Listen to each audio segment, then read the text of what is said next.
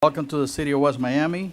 Today is our regular commission meeting of Wednesday, November the 15th, 2017. For the invocation, Ms. Aguilar. Please Thank you. rise. Please rise. Let's bow our head this evening and pray for world peace.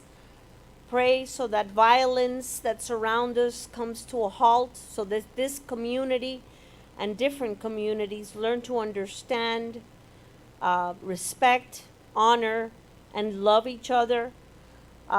We pray this evening especially for the families and friends of the victims of the church massacre in Texas last week, so that they may find comfort and find peace and forgiveness in their hearts. We pray for our servicemen and women abroad as the Thanksgiving holiday approaches. We thank them for their service and we pray for their safe return home, as well as our law enforcement officers and our firefighters, our first responders that are out there protecting, serving, and protecting our community. And we pray for a very happy, healthy, and plentiful Thanksgiving with family and friends. And we ask this in your name. Amen. Amen. Pledge of allegiance, Chief, please. To the flag of the United States of America and to the republic for which it stands, one nation, under God, indivisible, with liberty and justice for all. Please be seated. Roll call, please. Roll call. Mayor Eduardo Mujina, Present. Vice Mayor Candida Blanca, Yes. Commissioner Juan Blanes, Present. Commissioner Rondra Rodriguez, Present. Commissioner Luciano Suarez. Mayor, you have a quorum. Thank you. Unless I get any suggestion about taking any item out of order, I would like to follow the order of the agenda. Okay, Mr. Mayor. Okay? Item 4, presentation of minutes for approval for October 18, 2017 Charter Review Board meeting. Any comments on the minutes? Mayor, I don't see any discrepancies, so I make a motion. Okay. All in favor, say aye. Aye. Motion passes. Presentation of minutes for approval for November 1st, 2017 regular City Commission meeting. Any Same comments? thing, I don't see any. Second? Okay, all in favor, say aye. Aye. Motion passes. Thank you. Next item. Item 5, report of the city manager. Mr. Mayor, I would ask that we, if you allow us to report back to you after you're done with your agenda items. I don't have a written report, however, I'd like to brief you on a couple of matters ongoing. Please, Sue. Thank you.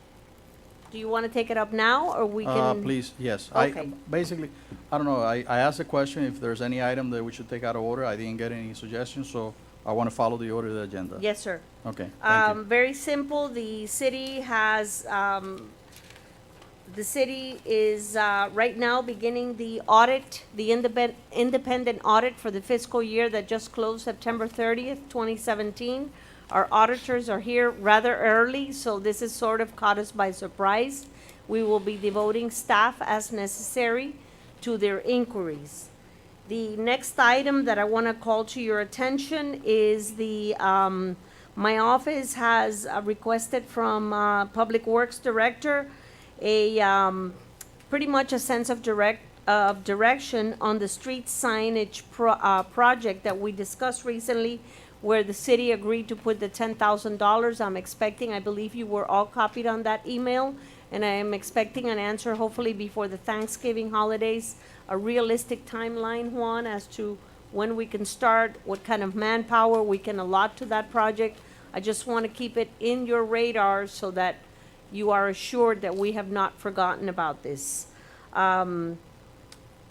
We have also requested a meeting with Florida Power and Light at the request of Mayor Mujina to talk about the possibility of a town hall meeting, and that date will be announced to talk about how we can be better neighbors and talk a little bit about planting trees in the right place on private property so that we can avoid future power outages. And so we're working with the mayor to make the accommodations. I think that would be an interesting town hall meeting for the residents. I think there's a lot to be learned and gained by that.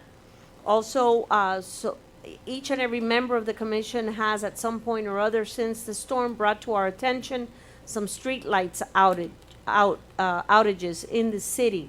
Believe it or not, Florida Power and Light is still dealing with storm-related activity. They are leaving the replacement of lights, street lights, as a maintenance issue. They're still dealing with the aftermath of Hurricane Irma. So, just so that the residents know that their complaints or concerns have not fallen on deaf ears.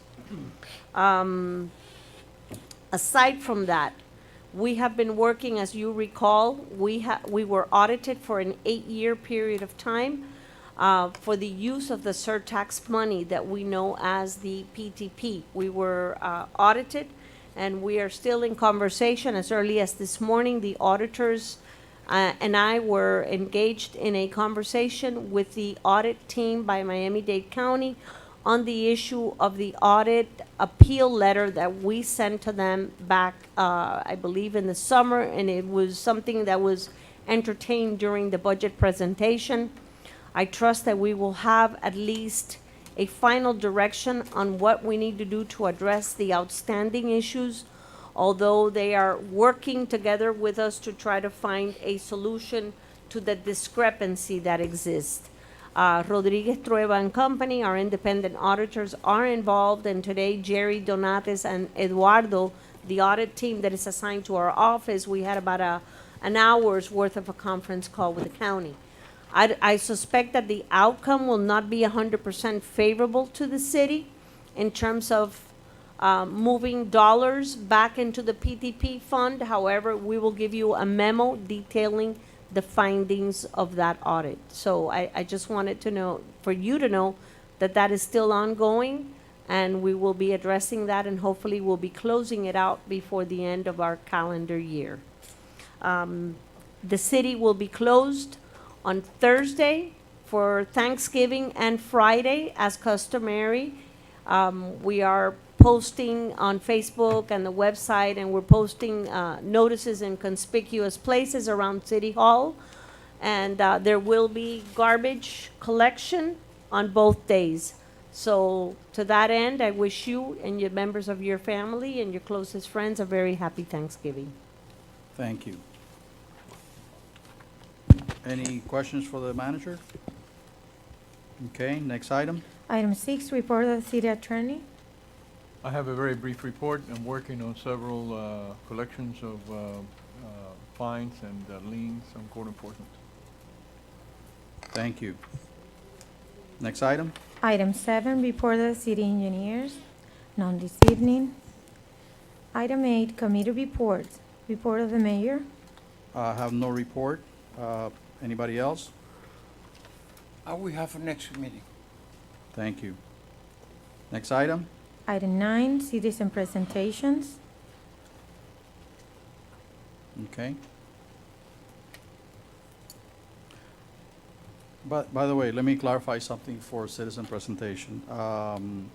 Citizen presentation, it's related, if this is not related to any Nothing that's on the items agenda. that's coming in the agenda. Yes, Okay. sir. Thank you. Okay. Good evening. I just have one little item that I am very concerned with. Last time I was in a meeting in this chambers, I made a personal comment. It is my decision to exercise my freedom of speech. A member of the board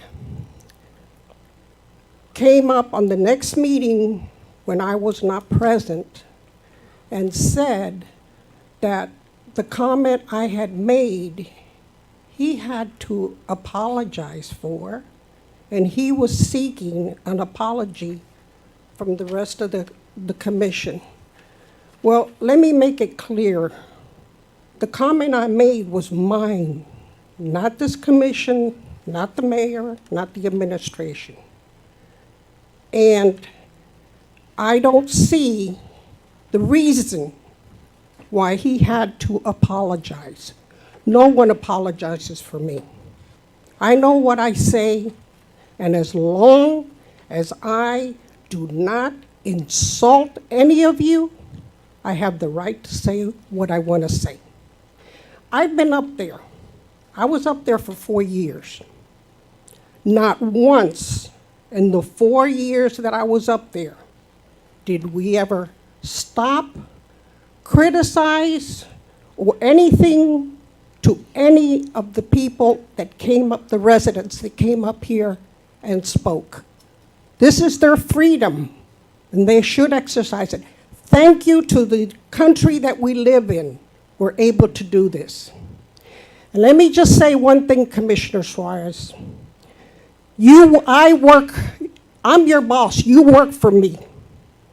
And you have to represent me, and you have to represent every resident of this city. And you choose not to do so. Let me make a very good recommendation, and I don't want your answer because it's my time to speak now. You had yours, okay? If you cannot represent every member, every resident of this city, you have no business sitting there, sir. You cannot favor just a handful of people because everyone is your boss. Thank you very much. Thank you. Next, Mayor, do we have, I just want to make a very, very simple thing. I we think we have, everybody, we have a very long agenda, and I no, want but to. I Okay, think. let's keep in It's point. a very simple. No, just go Let- outside if let- you want. Let's keep the record straight, please. No Every- comments, no I comments. let you talk. Everybody have the right to speak. But what I make a reference here, with you and the members of this table, is that we should know in this city, which is very nice and very quiet and very decent and very honorable, come here to insult another person, especially if he's an elected person. That's why my comment, and I think I have a freedom to say my opinion. We should not come here to insult other people. Thank you. Thank you. Anybody else for citizen presentation? Next item then? Item 10, unfinished business. A, nomination of alternate members to the Charter Review Board by Mayor and City Commission. And at this point, you should nominate members because we have one member who resigned from the board and we have one vacancy. Okay, anybody has not yet? Okay, please, this item, keep this item for the next agenda. Yes, Mr. Mayor. Next item, 11A. Item 11A, this is a second reading, a public hearing, an ordinance of the Mayor of the City of West Miami, Florida relating to medical marijuana treatment center dispensing facilities, prohibiting, banning such facilities as a lawful use within the boundaries of the city as authorized by Section 318986 Florida statutes, amending the municipal code of ordinances to prohibit, ban all such uses in all zoning districts of the city, providing for implementing provisions and a definition, providing for a moratorium contingency, providing for enforcement, providing for legislative findings and intent, providing for a savings provision, providing for codification, providing for conflicting ordinances, providing for severability, and providing for an effective date, Mayor and City Commission. And this public hearing was advertised on November 1st on the newspaper of general circulation. Thank you. Mr. Attorney? I don't have any comments. I believe that the ordinance is self-explanatory. The only thing that I'd like to say is that in the heading, when we talk about moratorium contingency, is that if a court or competent jurisdiction finds that any or all of the ordinance is illegal or constitutional, that thereafter automatically there shall be a moratorium in order for us to have an opportunity to restudy whatever decision that the court may have. In other words, this is a sort of a cover our backs issue on the agenda because as I say, we don't have to come back in here and re-advertise and everything else. What we're saying is, if this is found unconstitutional, if this ordinance is found unconstitutional, then automatically there shall be a moratorium in order for, to give us the opportunity to research and further learn what the decision, potential decision, or hypothetical decision by any court or competent jurisdiction may have. Thank you. Otherwise, the ordinance is pretty clear and has been before you for many occasions, and I think that it's a matter of contention throughout the state of Florida. Okay, I'm gonna take comments from the commission first, if any. Then I'm gonna open the public hearing, listen to the public, close the public hearing, back to the table for final discussion, if any. And then, of course, I need a motion, second, and voting. So, any comments from the table? Okay, Well, I have a comment. I was listening to the attorney and the counselor, and what he's explaining to us is very logical, and it's just the right steps to know what is happened and what could happen. So I think it's very reasonable. thank you, Commissioner. Okay, at this time, I open the public hearing. Does anybody want to speak on the subject? Okay. Close the public hearing, back to the table. Any further comments? Need a motion? Motion? Second. Okay, can you call the vote? Yes, Mr. Mayor, Commissioner Blanes, how do you vote? Yes. Commissioner Rodriguez, Yes. Commissioner Suarez, Yes. Vice Mayor Blanca, Mayor Mujina, Yes? 5-0, item passes. Thank you. Just for clarification, for my own clarification and for the clarification of the record, the motion is to approve the ordinance, correct? That is correct. Yes. Okay. That is correct. Approved by vote. Next item? Item 11B, this is a public hearing. Property address 6290 Southwest 8th Street, West Miami, Florida, 33144. Special use permit for planned development, 2017-003, Celeste Alameda 2 LLC, 4949 Southwest 75th Avenue, Miami, Florida, 33155. Applicant requests a special use permit for planned development for the property at 6290 Southwest 8th Street, West Miami, Florida, 33144. The property at 6290 Southwest 8th Street totals 95 feet wide by 201 feet long. The total acreage for the C parcel is 0.375 acres, and the total acreage for the R5 off-street parking for commercial parcel is 0.2726 for a combined total of 0.5801 acres. The parcels of land are within the mixed-use corridor. The applicant is requesting to build a story building on the front 62. parcel and a 5-story building on the rear 63. parcel to include 2 stories of parking garage and 1 underground parking level. The building consists of 90 residential 62. units, of which 30 are live-work units, with a total square footage of 60,000 square feet. Now, right. Zoning ordinance 282, section 62 2B, is okay. 4.3, 4.3, 4.23, 4.324, ordinance 2014-01, and this public hearing was advertised on a newspaper of general circulation on October 30th, 2017.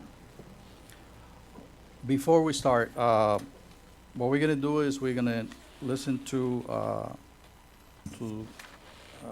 the attorney or anybody that wants to speak on the subject.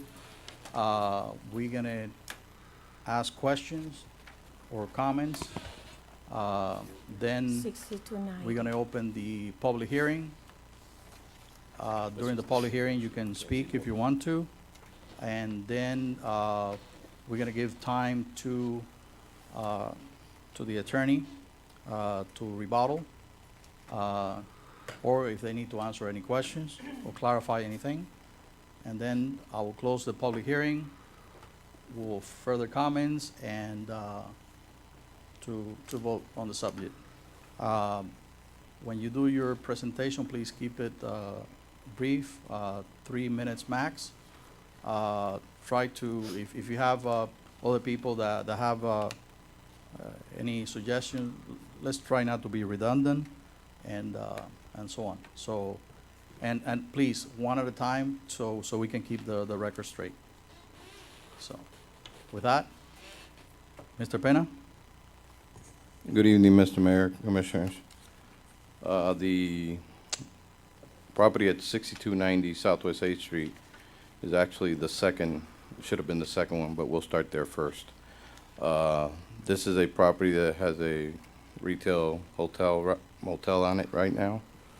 It was bought by the Solesta Alameda Group, the Estates Investment Group, and we had a Planning and Zoning Board hearing on October 24th, and then again on November 13th for the public to express their views on the proposed development.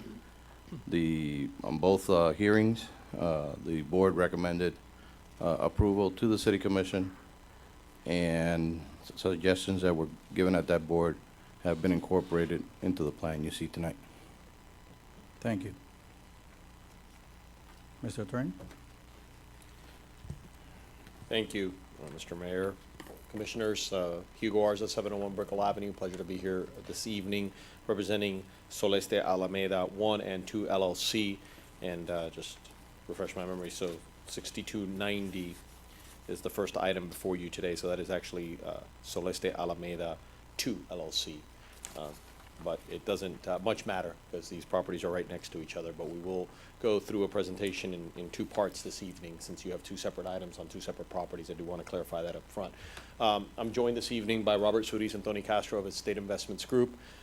They've been here before you. I've been here before you with some beautiful projects, and you will see this evening some pictures, as if your eyes couldn't tell you by driving through your city, but some pictures of the work that this commission has previously approved and that these gentlemen have carried out in your city.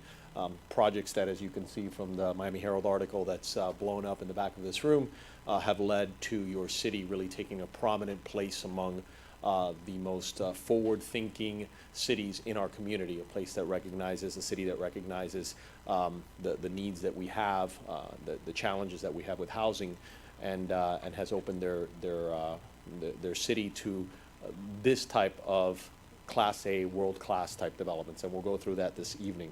We've got a PowerPoint presentation this evening, but before we start that, I just wanted to, and I think it's always important to frame the request that we have here today and make a couple of points. The request before you this evening is for a special use permit.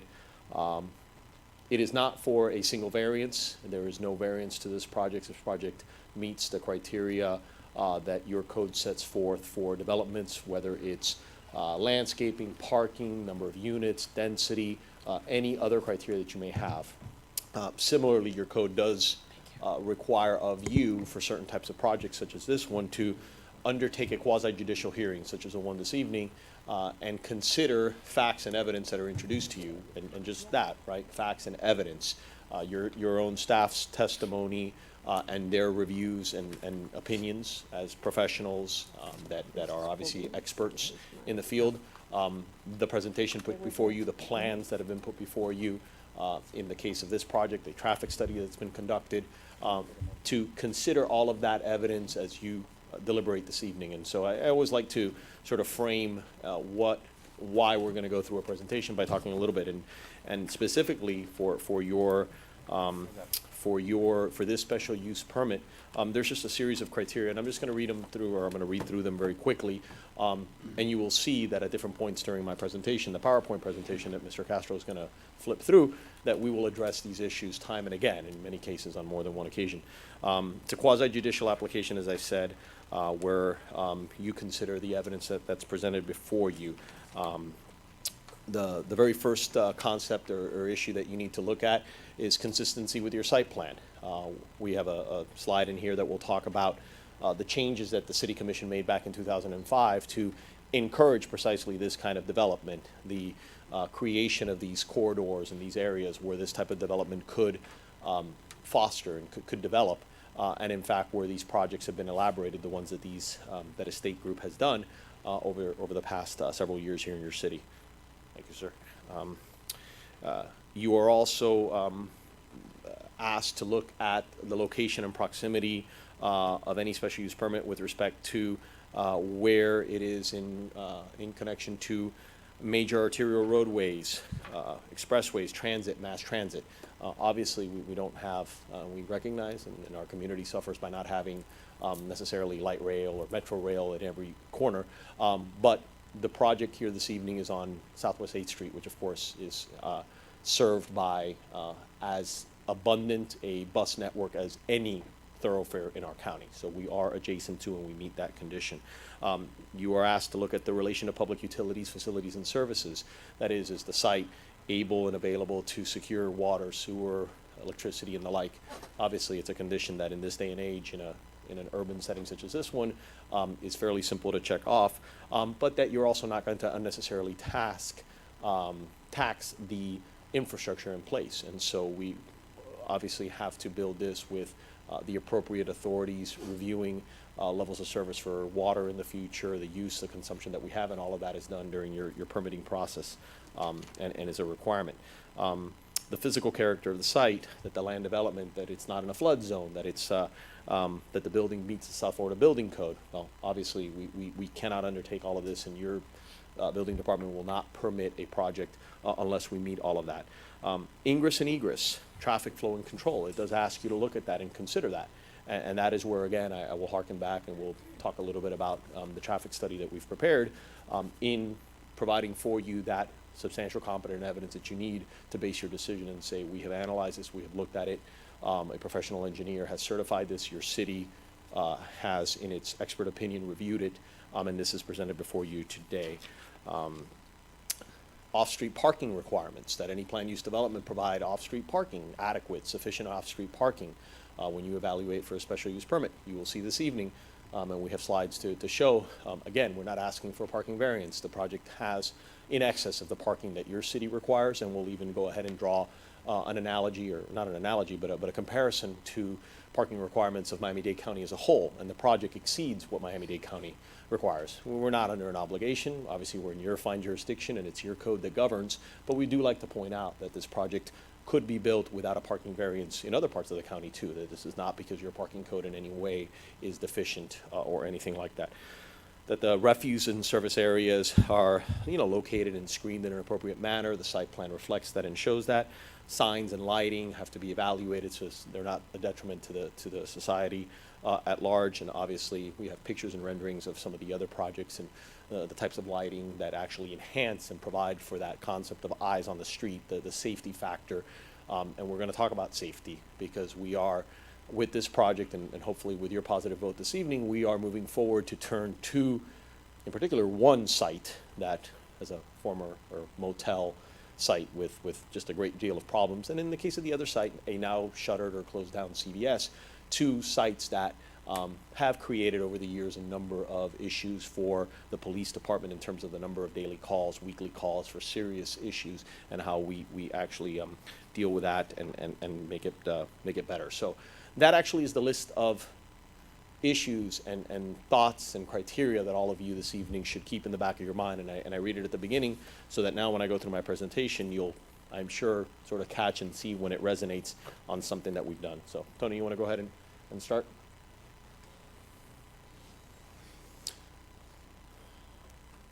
So location of the property, for the first one, 6290 Southwest 8th Street on the east side of 63rd Avenue, of course abutting 8th Street. This is the motel site, the site that we call the motel site. Obviously, the summary of completed projects, Soleste, West Gables, Club Prado, West Gables 1 and 2, and Club Prado, that your city has enjoyed the reputation of these developers in your city. And we'll talk a lot about the benefits that have come to the city from this in further slides. Go through the property a little bit and go through the development. So we are actually, and again, I'll try and, our presentation combines the numbers, otherwise it would get very complicated, but you have two separate items. So the motel site in particular, the first site that you're considering is 90 units. So the totality of the project is 306 unit project, but that is divided over the two items that you will hear this evening, the one right after this one. This represents millions of dollars, and we have charts that will show the millions of dollars in one-time building impact fees, the development fees that your city will recover and be able to charge as part of this project.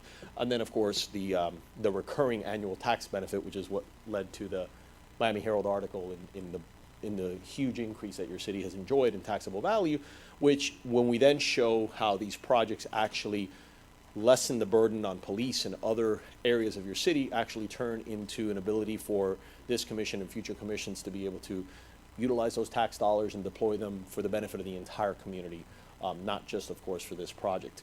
The final point is an important one worth bearing. We've heard it at different points. And as Mr. Pena said, we've been to planning and zoning on 2 occasions, most recently just a couple of days ago. We've considered and talked at length about the concern, and I'm here to tell you the unfounded concern that this is going to be a Section 8 or affordable housing project. The way I've tried to describe it is you don't build something that looks like this and spend the tens of millions of dollars that it takes to develop a project like this and then think you're going to recoup your costs or somehow make ends meet by doing affordable housing or Section 8 housing. I understand the concern. There is the property, the building, Sunview, I believe it's called, outside of your jurisdiction in the county on the other side of 8th Street, large and obviously nowhere near as beautiful looking as building as this one, and our architects are here this evening and they're the ones responsible for that. And that building got caught up in the last crash, and it was a condo building, and so it made sense for the person who bought the note and took over that building. They could acquire that building at a price where they could run that as a Section 8 housing unit. It's not possible. It's not feasible. It's not financially possible. But beyond me telling you that, you just need to look at the other buildings that this development group has finished, the rental rates and the type of renters, and we'll show some charts about that. Here we have, so the first item here this evening is focusing on the building to the left, the narrower building, the narrower site, the motel site. But again, a beautifully articulated building with movement, with abundant landscaping, and with everything that you would come to expect based on what you've seen done in your city in the past by these developers. We'll talk a little bit here, and again, I reiterate the task that you have before you to make sure that this is compatible with the neighborhoods and with the comprehensive plan. The rear portion of the building and the scaling back. You've got a situation with split zoning on these properties, and you've had it during all of these projects. And so in essence, for these 2 sites, the northern half of the property fronting 8th Street is allowed to be up at 8 stories, but the stepped back or rear portion of the property, that closest to the neighborhood, is actually brought back down to 5 stories. And that is a recognition by your code that we follow that it is going to be more compatible to scale back as you get closer into a single-family neighborhood. We, again, don't need to point any further, and we have photographs and evidence to show about how this works in practice by looking at the other projects in your community, and we'll show how, visually speaking, we blend right into the community. Some more. This is of the other building.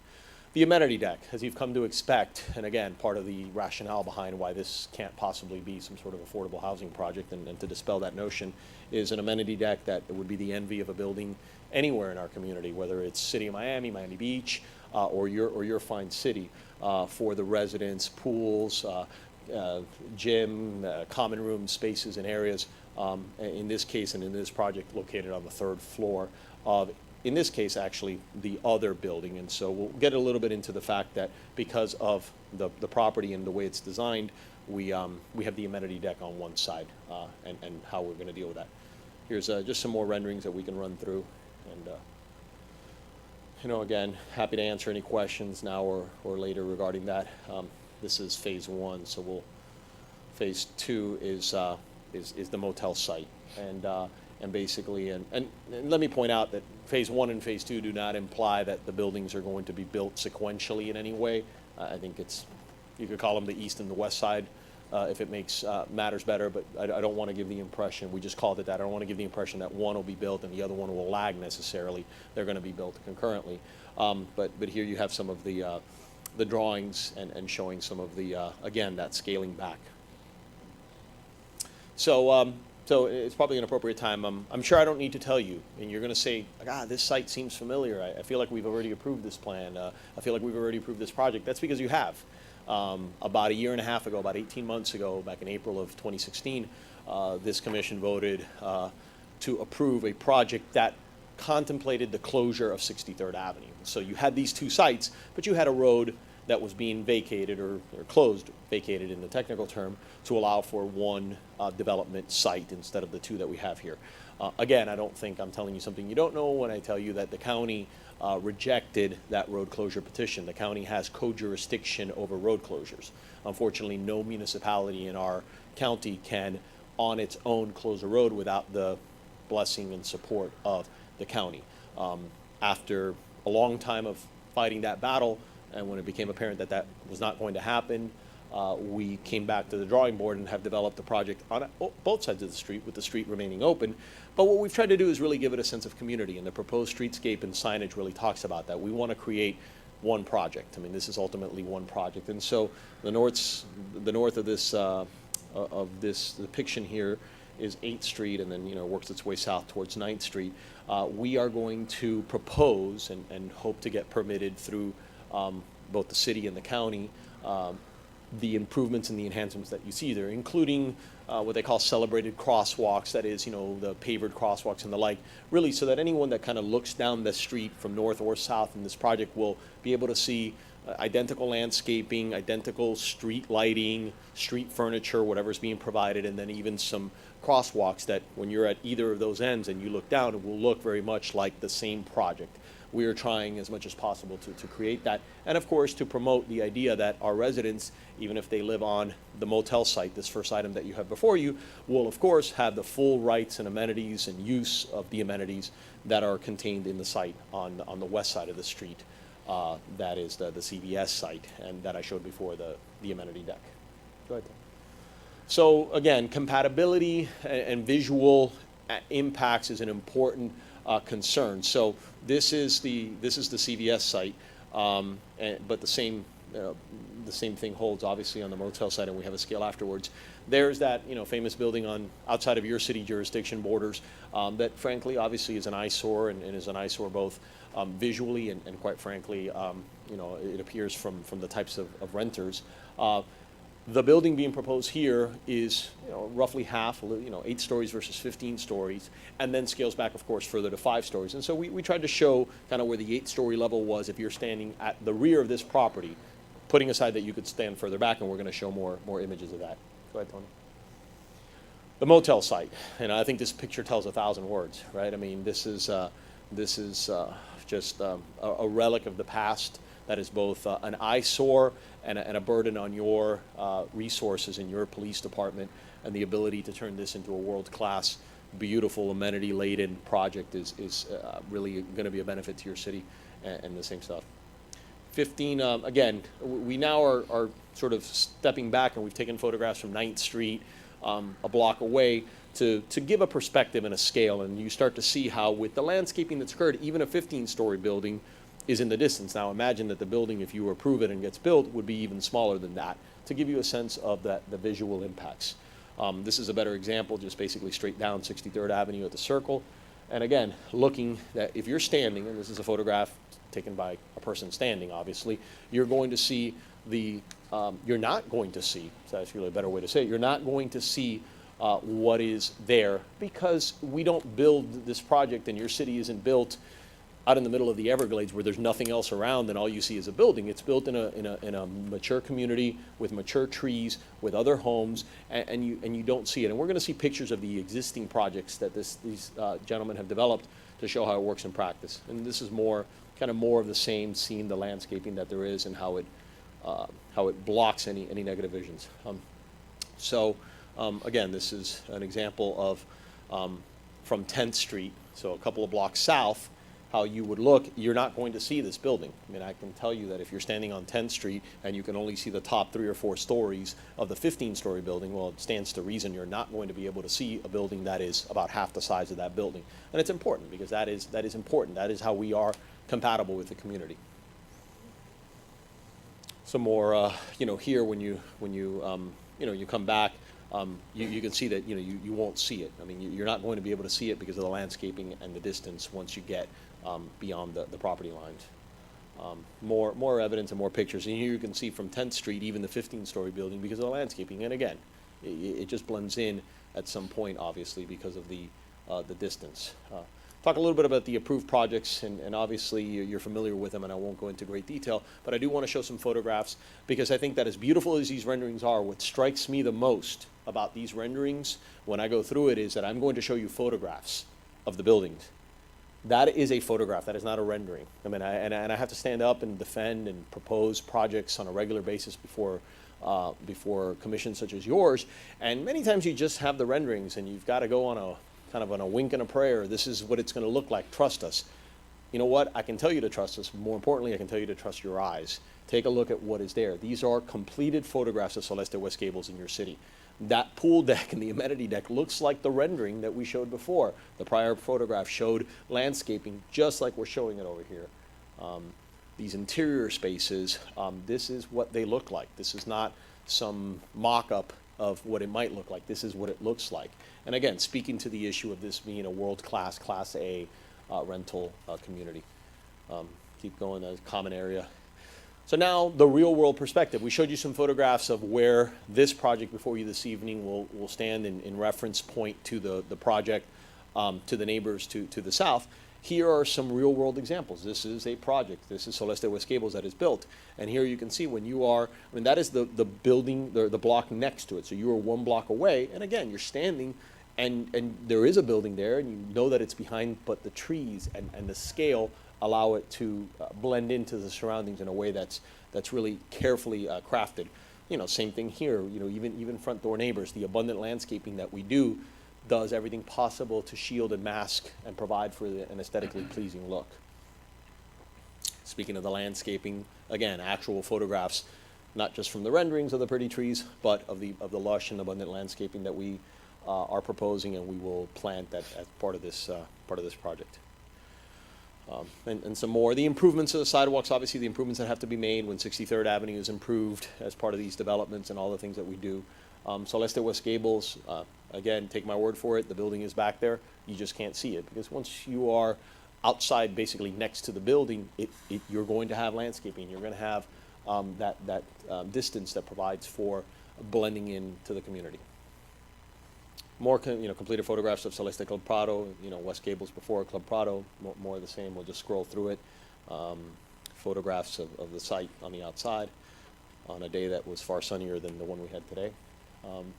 Completed development photographs, West Gables 2, and again, just kind of looking through. And you can see the consistency. I think it's important to see that with all 3 of these projects, it's consistently. It's not as if you can pick one and say, oh, well, these things have had to get much better. The first one was, okay, and this one is no. I mean, from day one, these developers have done an incredible job of being of providing a Class A product.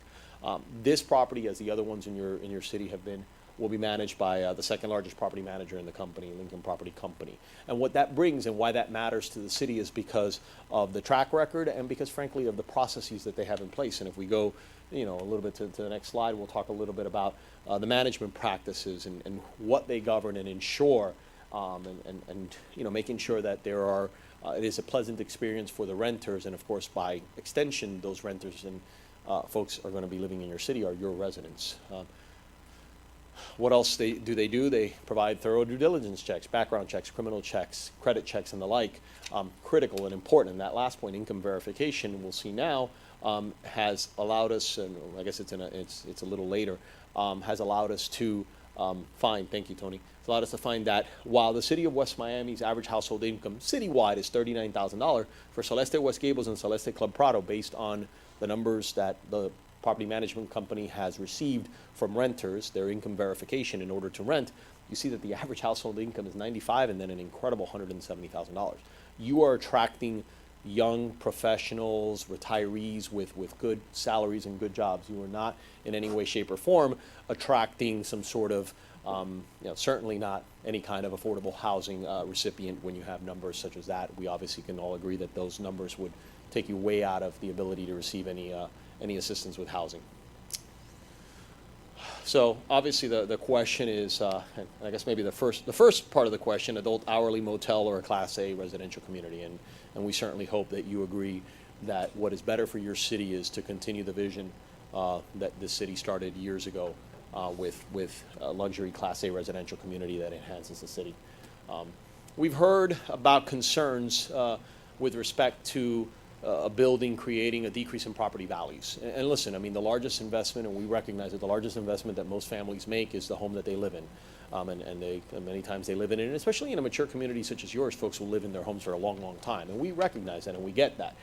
So we took and looked at, in response to some of the comments that we've heard, again, in planning and zoning meetings and in conversations, we looked at the properties adjacent to, not 4 blocks away, but the ones adjacent to the completed projects, and took a look at the assessed values. And over the past 2 years, you're talking about 34%, 32%, 35%, I mean, consistently in the 30%. There has been no diminution in value because these projects have been built in close proximity to this, to these homes.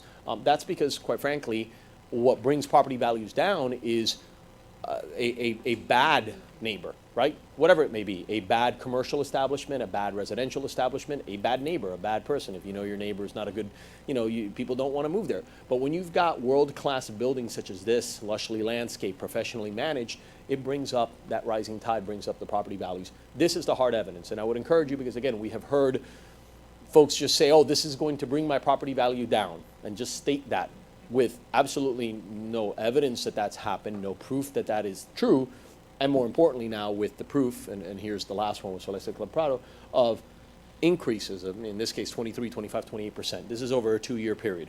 I mean, we'd all be so lucky to have these kind of increases over a 2-year period for any of our homes. So important for you to consider that as the evidence when we discuss property value impacts. So again, and one of the criteria that you have is the compatibility with your comprehensive plan. In fact, it's the very first one that you should consider. And the commercial density ordinance that the City Commission passed in 2005 created and enabled and really forecast the vision of what you're all doing.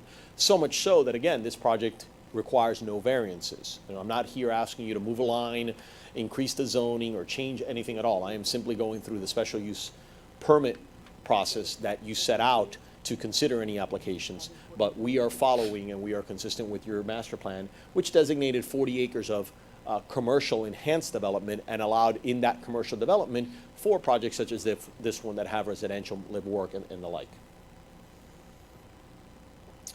So we talked a bit about the resources that your city enjoys, and I know it's always, we just passed budget season a couple of months ago, but it's always hard conversations for the City Commission and for city administration to have to balance that budget, right? To figure out where the money's going to come from. Well, I'm here to tell you some good news, and in both cases, and I know you're aware of it. One, obviously, these projects have brought a great increase to your city in terms of taxable value and in terms of tax revenues to your city, which you can then allocate as you see fit as part of your budget process. Secondly, the decrease in crime, that is, if you build something and it generates tax revenues, but you've got to be sending cops out there morning, day, and night, you're eating up whatever benefit you may have. Well, that has not happened. In fact, quite the contrary, we've seen an incredible decrease for the same locations by developing these projects at Soleste West Gable, Soleste Club Prado, and the like. We can go through the charts. I mean, here, down from 11 incidents to 3 for some of the completed projects, and it's even more stark for the one before you tonight, but this is the trend that you can see. So the project before you tonight, because of the location and because of the prior use of these properties, a CVS with transient movement, with shoplifting, a breaking in, somebody leaving the car door open and somebody opening it and stealing a bag of, from the CVS, all of those kinds of things.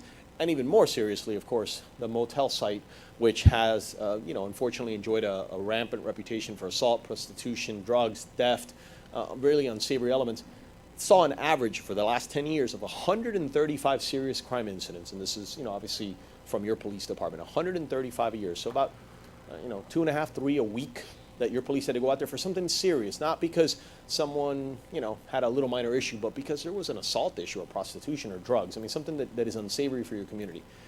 We anticipate, based on the reduction that we've seen elsewhere and based on the type of product, that number is going to dramatically be reduced. And this is that opportunity for you to take that vote to allow this to take effect.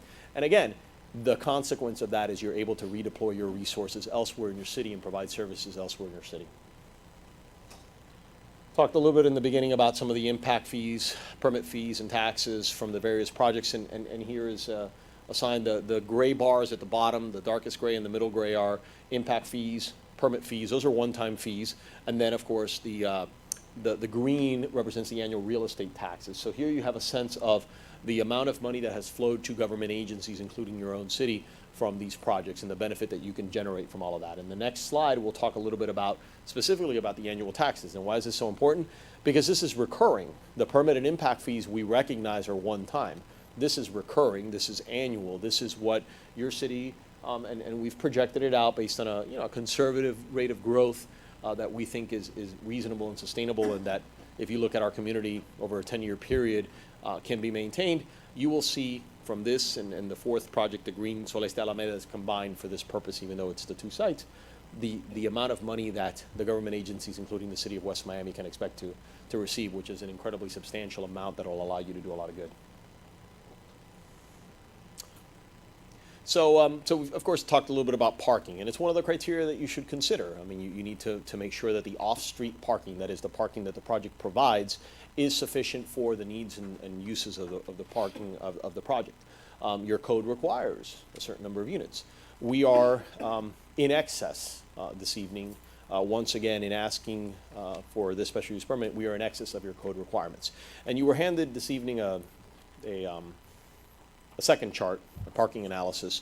And again, because sometimes, for whatever reason, we hear that folks, maybe in an effort to kind of confuse matters, say, well, you meet West Miami's because West Miami somehow has, tried to push for this, and so it's not really realistic. You wouldn't meet the county. No, we actually would meet the county requirements, and this chart reflects that we would still meet and exceed county requirements for this project. So your parking code is ample, it is sufficient, and I would urge you to ask, and certainly you have your police chief here this evening, or staff, and Mr. Pena, or your manager, whether there have been concerns or issues that the city has received with respect to the finished projects. Are there problems or issues with respect to those projects and parking needs or concerns? But we are above the requirement, both for the city of West Miami, which is really the criteria that you evaluate, regardless of the county, but just in an effort to clarify any misconception, we wanted to point out we also exceed county. Traffic, and again, ingress, egress, and traffic were all considerations that you should have and take under consideration here this evening as you vote to consider this project. The end result of the traffic study, and we've prepared 2 traffic studies. So this first item is for the motel site. We prepared 2 because it's 2 applications and 2 properties. Both traffic studies reference and include the other development. So there's no, oh, well, you're only counting this one over here, but across the street there's gonna, no, of course. Each one counts the other one as if it was one total project. And our traffic engineer, Richard Garcia, is here this evening, happy to answer any specific questions, and we've heard questions about where's the traffic gonna go. I can tell you from memory that the cardinal distribution, which is how traffic flows out from a location based on historical patterns that the county keeps, indicates that roughly 17% of the traffic will head south. That's not zero, we recognize that, but it's also not, again, compatible with a fear that all the traffic is somehow going to go south on 63rd and into the community. That's just not true.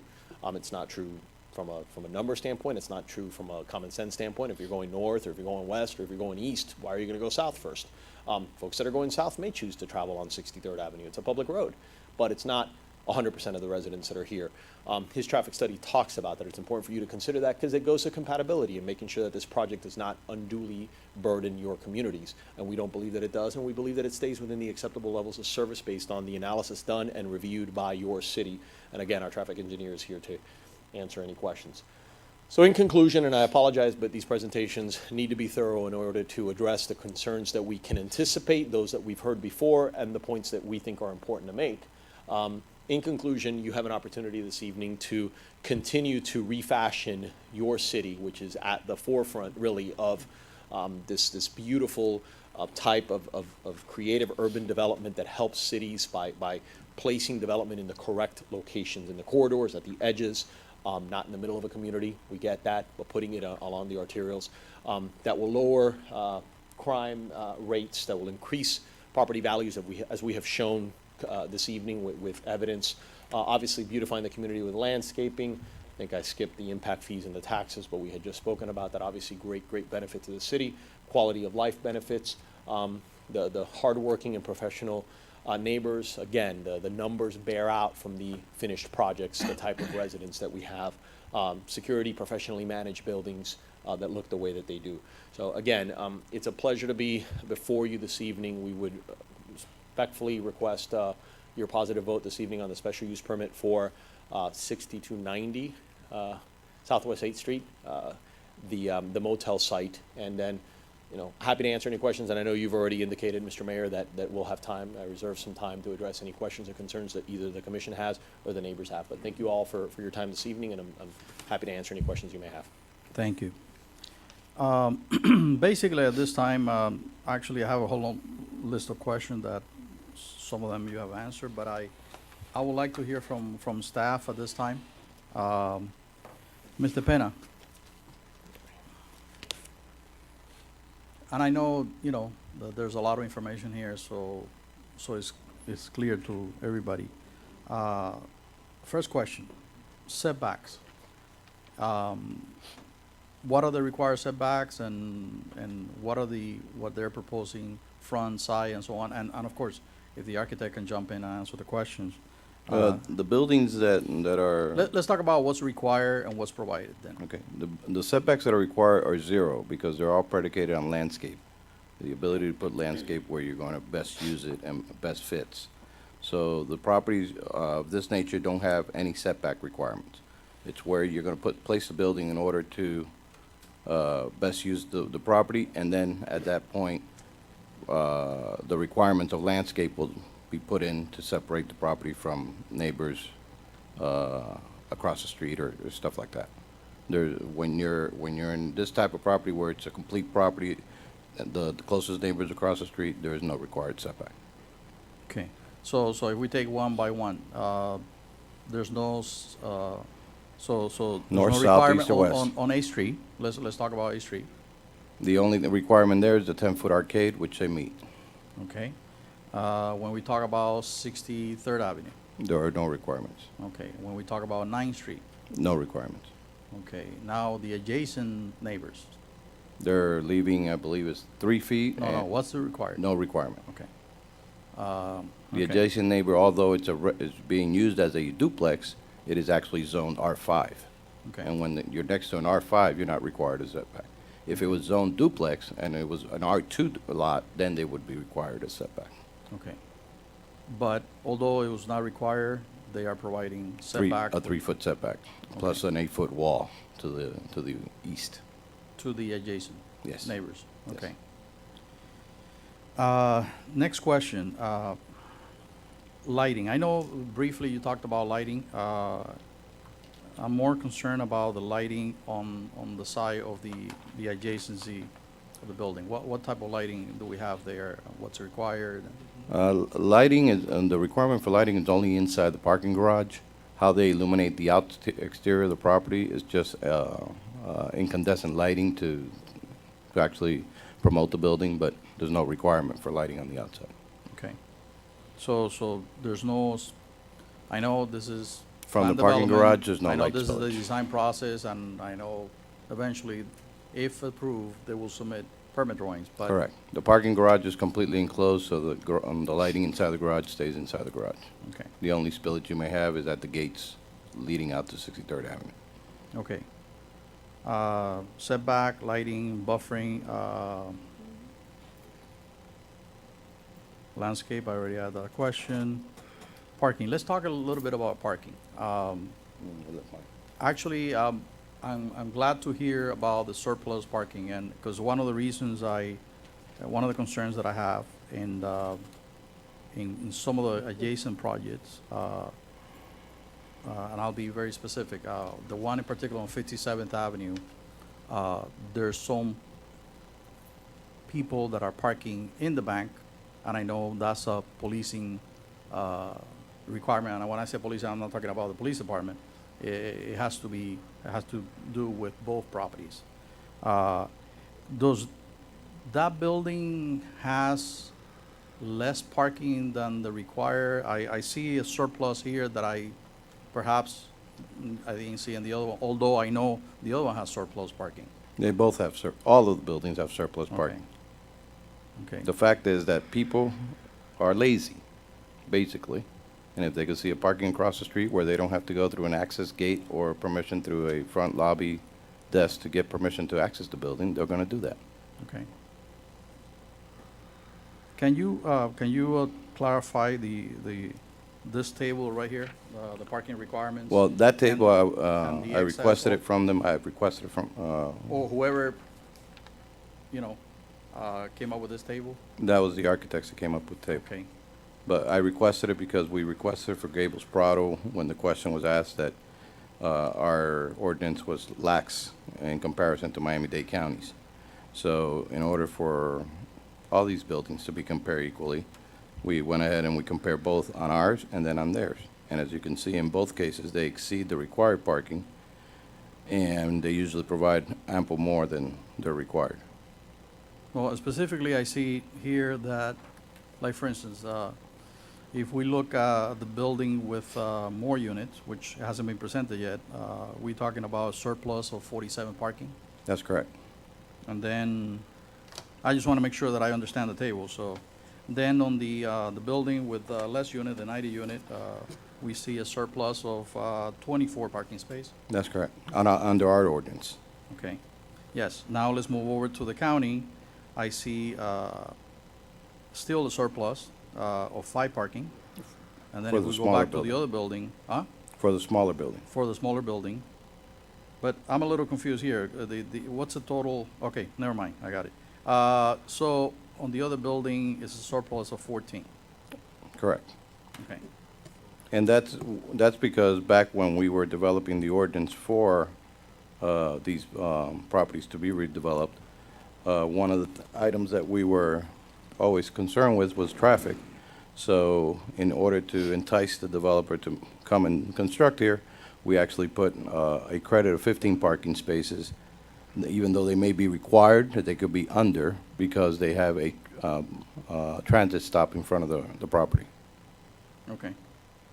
to promote public transportation. That's the minus fif- 15 and the minus, Correct. okay. Okay, now I have some questions. I know I heard some statistics from the developer side, but I would like to hear from our chief of police.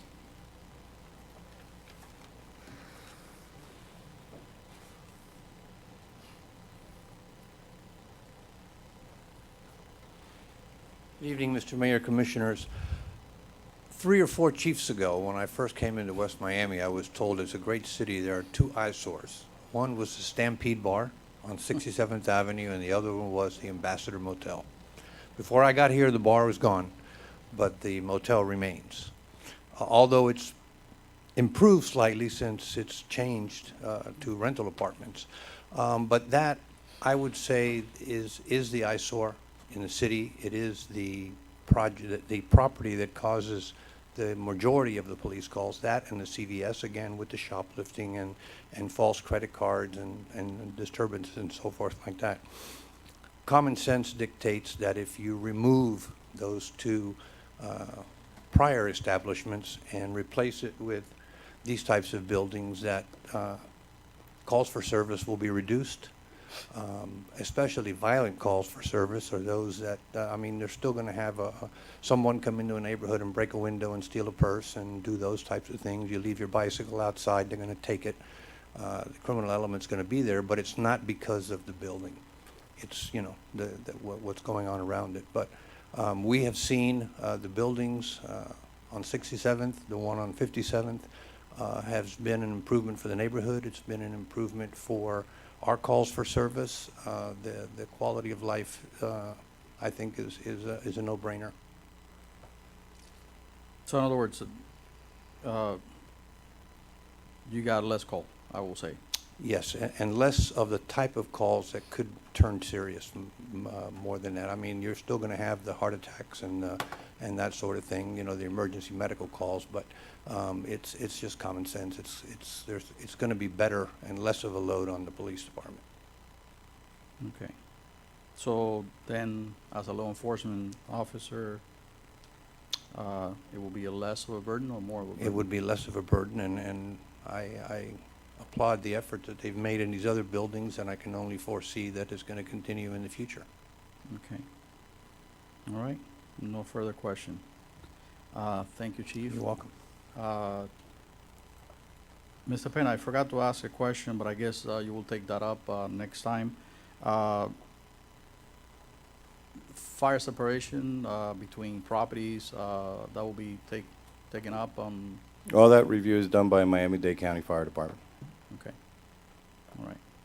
And one last question, or perhaps I want to hear from Mr. Garcia. I heard a little bit about the traffic and the concern about, and I'll be honest with you, I would hate to bring back the other project, but besides being the mayor, I'm very close to this property myself, and actually, I was very happy with closing the street, but it didn't happen. So, and now I'm concerned, so I want to hear, I hear that, I did my numbers over here, 17% will go south, so we're talking about, you know, somewhere in the neighborhood of what?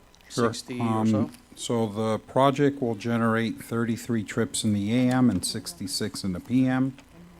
So simple math tells you the AM is going to have 5 trips heading south. In the PM, it'll have 11 trips. Of those 11 trips, basically 8 trips are coming in. So 8 vehicles in an hour would be going north to turn into to the right, and 3 would go south. So Would you please state your name and address for the record? Sure, I please? apologize. Richard Garcia, 8065 Northwest 98th Street. Thank you. And we do, like Hugo mentioned, we do meet the levels of service. Okay. I don't have any further questions. Does anybody else have any questions from the commission? Mr. Mayor, it's not a question, it's a concern, and I don't mean to be repetitive, but I'm gonna address the parking, as you did. Go ahead. We do have the luxury of having your buildings already with us. And what that has given me the luxury of is hearing of problems, as the mayor stated. And the problems are not just at 57th, but I'm hearing it from the 67th Avenue as well. That the numbers are very pretty. I mean, you know, on paper, you exceed, all buildings have surplus parking, we're 62 spaces above required, but that's on paper. Reality is, you've got a lot of your tenants parking on the streets. Now, as tenants, as residents, they have every right to park on the streets, but that causes a problem for the residential houses that are there. So, it looks great on paper, but that's not reality. Reality is, I don't think there's enough parking. It's my understanding that at the 57th Avenue property, there is 0 guest parking, where on paper, when you presented it to us, there was guest parking. And all of a sudden, there is no guest parking. The guest parking has now been allocated to the residents who pay extra for that particular spot. So if you have no guest parking and you have guests, I mean, you live there, you're gonna have people over at some point in time. Where are they parking? On the streets. If you have, whatever, a dinner gathering, or you have a small party in your apartment, you're talking, you know, a few extra cars. Now, if it was a house that's having a party, that would be, you know, maybe twice a year, 3 times a year, but when you have 306 units and, you know, they have a party, that's a lot of parties, a lot of cars parking on the street. So my concern is the parking. Can we do any better with the parking? I know you're above required, but reality is it's been a problem. Well, again, Commissioner, we go back to the security of the building. Both entrances and exits of the building are gated. So in order for any guest to gain access, they have to stop outside and go to the front lobby and get a guest pass to go in and park in one of the parking spaces. That alleged claim that there is no visitor parking, I have gone to both buildings unannounced 3 times. And every time I count the 22 parking spaces that this building has empty, and I count the 25 that the other building has empty. They're all marked visitors, and they're available. Okay? Unannounced. I've heard differently. Again, I'm just going by what I'm listening to the residents, and these are residents not only of the houses, but these are tenants, residents. They're residents of West Miami. You know, they're leasing, so they are residents of West Miami. They live, you know, they live within our boundary. So I'm hearing this not only from, you know, tenants of the building, but the residents the surrounding area. Again, the only way to stop that is tell them to leave the gates open and no security to the building. I don't think we want that either. No, of course not. So they have to follow procedure. If they're So- not following procedure, So in 57th Avenue, there are guest parking spaces. that have 22 not- of them, to be 22 of exact. them that have not been allocated to tenants. That's correct. To residents. marked as visitors. I know they're marked. I know they're marked. Well, yes. every time I've gone, there's been at least the majority of them empty. So, Because the tenants are probably not there, they're working. again, I go unannounced. Okay. I I'm go- just concerned because I I've go heard it. during the day and I go at night, so I've heard it they're so either, many times that that's they're the either very problem. talented at moving the cars when I'm going there unannounced, or they're very talented doing other. I think is a, obviously, what we want to find is, we want to find a solution, okay? I mean, like, every time something happens, there's an action, there's a reaction. So, and the only way that things can be managed is by talking about it and trying to look for a solution. I mean, because I have the same comments, but I ask different questions. Mhm. I guess being an architect, I can also, I can tell you from a design point of view, they have, I mean, I see a lot of buildings across, and this one has a lot of surplus parking. And most developments that I see is, they're right on point, they're right on point. I think this has to do with perhaps security, management, and, or something, and we need to find the solution so we don't have the situation, and I hate the word that Mr. Pena used, being lazy, but that's part of the problem too. You know, it's convenience, you know, if you can do something and you have to go through the trouble of, going to security, it's easier for you to park outside, you know, and, but Yeah, let me, Robert Cerise, principal for the estate companies, and I wanted you to hear it from me.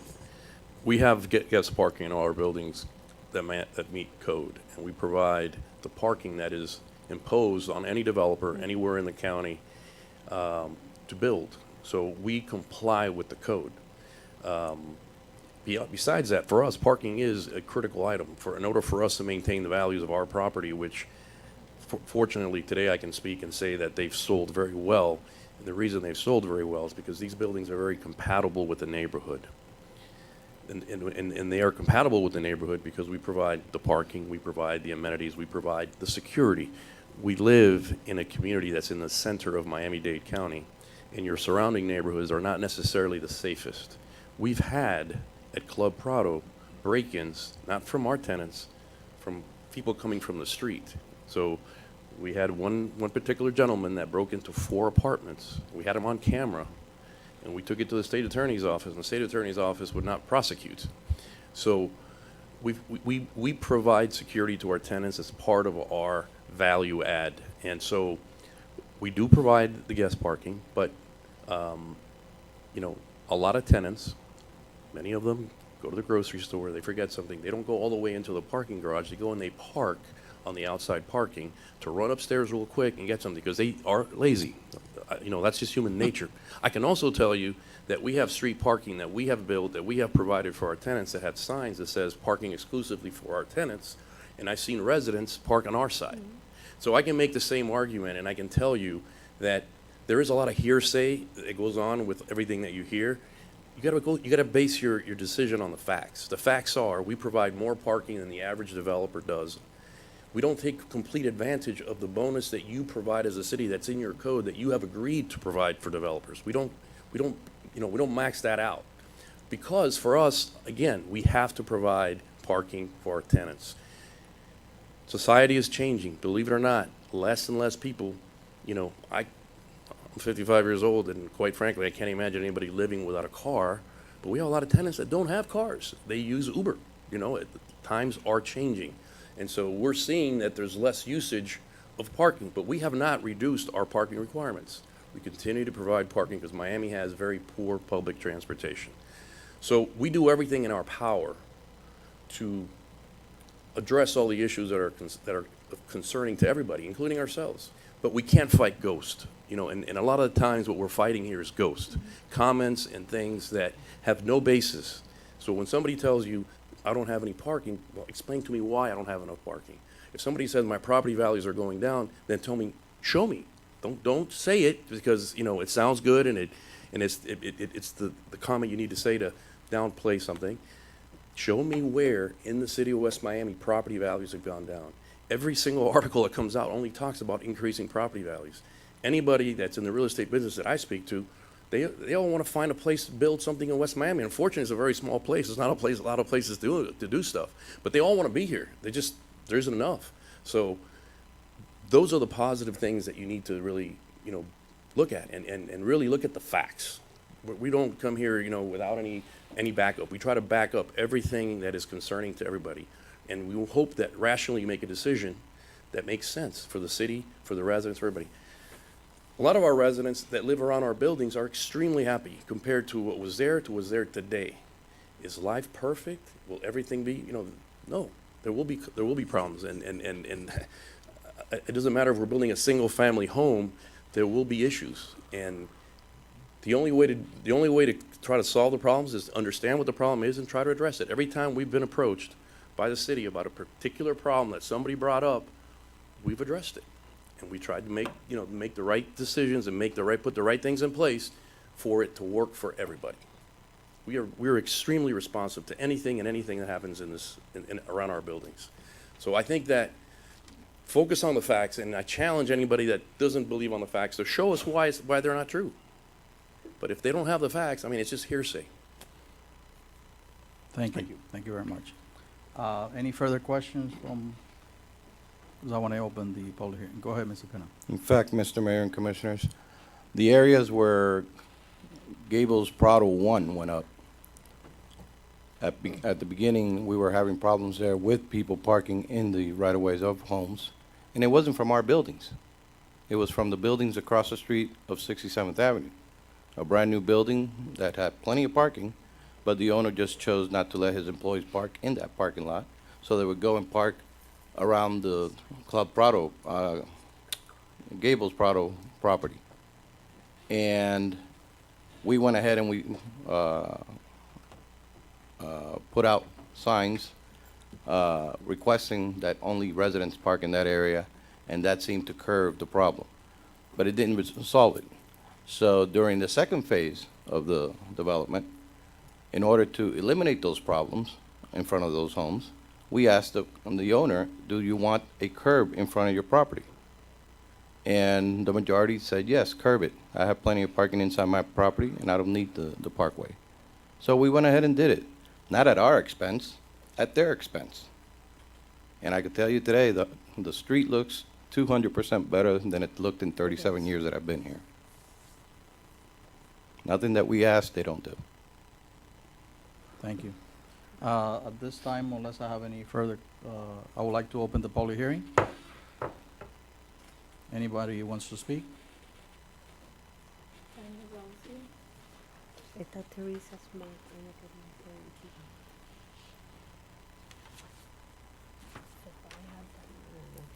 Good evening. My name is Tanya Rosio, 6536 Southwest 22nd Street. I live catty corner to Gables West, and I'm going to tell you plain and simple. I have lived in this house shy of 52 years. What we had on that property was horrifying. Since that building went up, I feel safe. I feel I'm enjoying a better quality of life in my home. Now I have another building that's going up. For years and years and years, and the police department know this, I have been struggling with the element that was in that strip mall, beginning with prostitution, drugs, everything. In the last 10 days, it's going down. But I want to tell you a story. Even to the last minute That restaurant has been a nightmare. When the building was ready to be demolished, an employee went through the building to make sure that everything was safe. Guess what he found? A homeless, naked, sleeping man there. He was unconscious. He was so doped that he was unconscious. Around him was a bunch of empty little plastic bags. I sat there with a glass of wine and I celebrated. To think that these residents have to go through the same thing with this motel.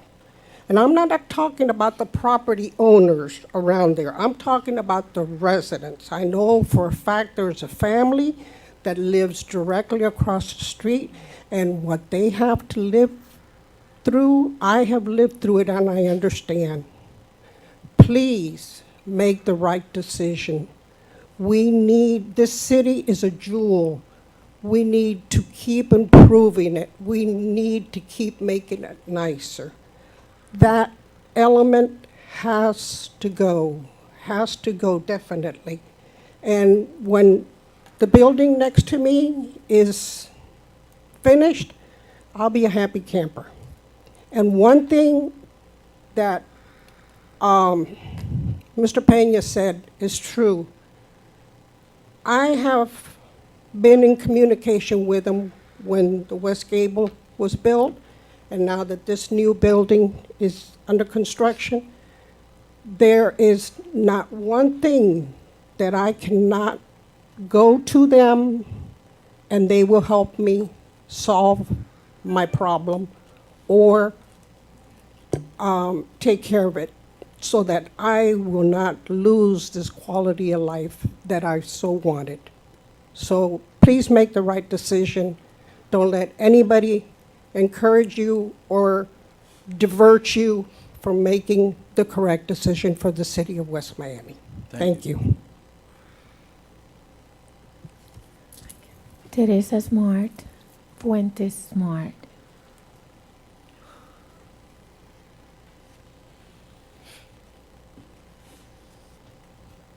Good evening. Teresa Fuentes Smart, 901 Southwest 63rd Avenue.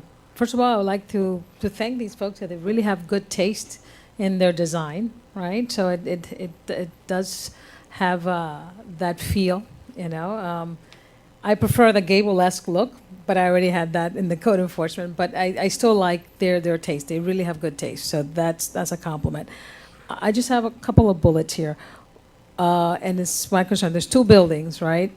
And that was in the code enforcement. I want to make sure that those buildings, if they're sold, that they're sold together. And I was told that that's not, there's no way to guarantee that they will be sold together. So the other thing is connecting somehow the two. I know that I've seen that they put some pavers on the ground. I don't know if there's anything, I'm not an architect, but anything further that would visually connect the two, so kind of promote somehow visually that these two are together. Sorry, I got another note, my screen went to here. The other thing is traffic. I wanted, just like the mayor, I wanted that road closed. So I am concerned about traffic. There's a traffic circle there, but it comes to a point that people just pull up and stop at the stop sign. So they stop, that's cars idling, that's more exhaust. So even if you supposedly 3%, we can't really say the truth, right? They can be getting Uber, we don't know. These are hype, we're just hype making some educated guesses, right? But my concern is traffic. I would like to see the traffic going out, not coming into the community. I don't know from a traffic perspective if that's even possible. But that stop sign on that road, it just becomes a hazard. I mean, just at the same time, I don't know if we don't put the stops, what's going to be a deterrent? We can't put speed bumps, but basically make it difficult for the non-residents to be going through there, cutting traffic. Waze if you put Waze on your application, it takes you through municipalities, it takes you to cities. So now you have 300 and plus residents. They're going to try to take a shortcut. Of course, they're trying to get to work. So that's our concern. I want to minimize the traffic coming into the city. I'm open for some architectural, maybe the mayor has some suggestions, I don't know, all right? Landscaping buffer, I want buffers, I want big trees, you know, I want the big trees, I want buffers, I see the sign that we have, we're green, you know, we're tree city, right? I want trees, I want to be able to seriously buffer that from the residential. And I think I seen the last bullet is the signage. I saw there was a signage of the building on the front by 8th Street side, and there's signage by the residential side. In the other buildings, I don't see that there's a signage on the residential side. So I don't know. I'm not 100% convinced that I like the signage on the residential side. Also, on the 9th Street side, I believe there's entrances to the building on the 9th Street side. So now you have this entrance, and you have this, you know, Celeste 1, Celeste 2 on the residential side. I don't particularly like that. I want to that does not buffer this building from the residential, right? So that's all I have, and thank you for listening. Thank you. Anybody else from the public? I wish early on we would have made a decision to make a joint presentation. I know. It makes it really difficult. Go ahead. So, thank you. I'll be very brief because just a couple of comments, and thank you for the suggestions. We wanted the road closed too. We recognize that issue, and obviously that's why we gave it some of the treatment that we have to try and lessen it and create more of that neighborhood feel. And if we are showing, and I think, yes, that rendering on the left is showing signage on the residential side, I mean, that's not a requirement. We're happy to remove that. We're happy to just remove that. I mean, you know, we'll keep it on 8th Street so that you can see that it's one community. But on 9th Street, we don't need to have, you know, even if it's kind of low type signage, you know, it's understandable. It's next to the single family homes, and we're happy to remove that. One other point, which we hadn't mentioned before, and is part of your planning and zoning recommendation, is that we did agree at the planning and zoning board, and of course would make the same commitment today, to construct the wall, the perimeter, the eastern perimeter wall at the beginning of the construction project, so as to try and minimize any impacts to our adjacent neighbor. I had wanted to just mention that. I forgot to mention it during my presentation. It's a recommendation that comes from P&Z already, which we accepted, so I would assume that you would all request, and we would be happy to make the same thing. But that's all. Thank you again for your time. If you have any questions. I have a question. Well, let's close the public hearing and then back to the table. And I have some questions for Mr. Pena. Actually, whoever can answer this question, Mr. Pena, Police Department, or Richard Garcia. And the reason I said that it makes it difficult to have a presentation with only one side of the building, because they're going to be interacting, and not only from a traffic point of view, but also from a pedestrian point of view. Just one thing that comes to mind is the amenity. You know, there's not a pool on one side, so you're going to have people crossing the street, and I'm glad they acknowledge that, and they have, you know, the crossing. But and again, to answer some of your question, Mrs. Smart, and I'm sorry I don't have your Latin last name. I'm sorry. Don't penalize me for that, please. In terms of exiting, yes, the other building worked better, and I am sorry I keep referring to the other building. The other building was more lateral, but from a fire and from an exiting point of view, you know, they have stairs on the side. Now they're forced to, due to fire, exit, and so on, to have stairs and exit both front and back. So even if we say we don't want it, code will require it, those entrance and exit, you know, both in A Street and also on the back. I think the signage, if you acknowledge that, eliminating the signage, I think it's a good idea.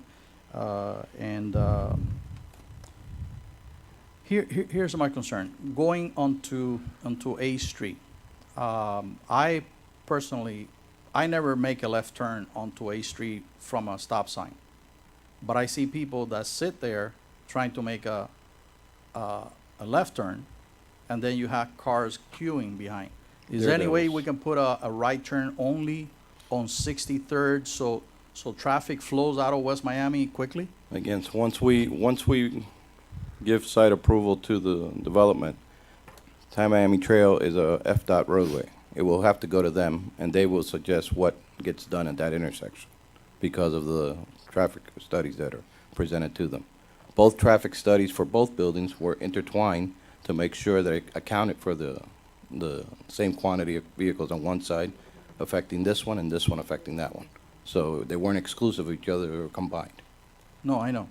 So, but I'll give you a scenario. You got traffic coming out of the building on the east, but at the same time, let's say a person on the building on the west also wants to make a left turn to go onto A Street, because we know the majority of people are gonna go north to get into A Street and then go east. But some people might wanna make a left turn and go, and that will hold the queuing. So can we enforce a right turn only there? And maybe Mr. Garcia can respond to that. Sure. Currently, when we did the traffic counts, and we updated the traffic counts for this study, you have in the AM 5 vehicles making that left that you're talking about, and in the PM you have 3. As far as the right turns, is about 24 or 23 vehicles. So usually for that low volume and the right turns, it's not justified to put a restriction, which is what you're basically, in essence, saying, maybe putting a no left turn sign. The county has jurisdiction over it. You could request it from the county. We could request it, but more than likely, the volumes aren't there to support it. It's a low volume street. There's just not that much traffic there. It's 24 vehicles. The existing traffic is 24. Let me take a look at the proposed condition. Proposed is 36 rights, and AM is 60. So AM is going to be higher because most of the traffic's leaving in the morning. 67 rights, and we assigned 35 actually left turns. We do a very conservative analysis. I doubt that many left turns will occur. You could request it from the county to put in a restriction. We could take a look at that, coordinate with them. But Normally, Richard, with all due respect, this is the way it works, I think.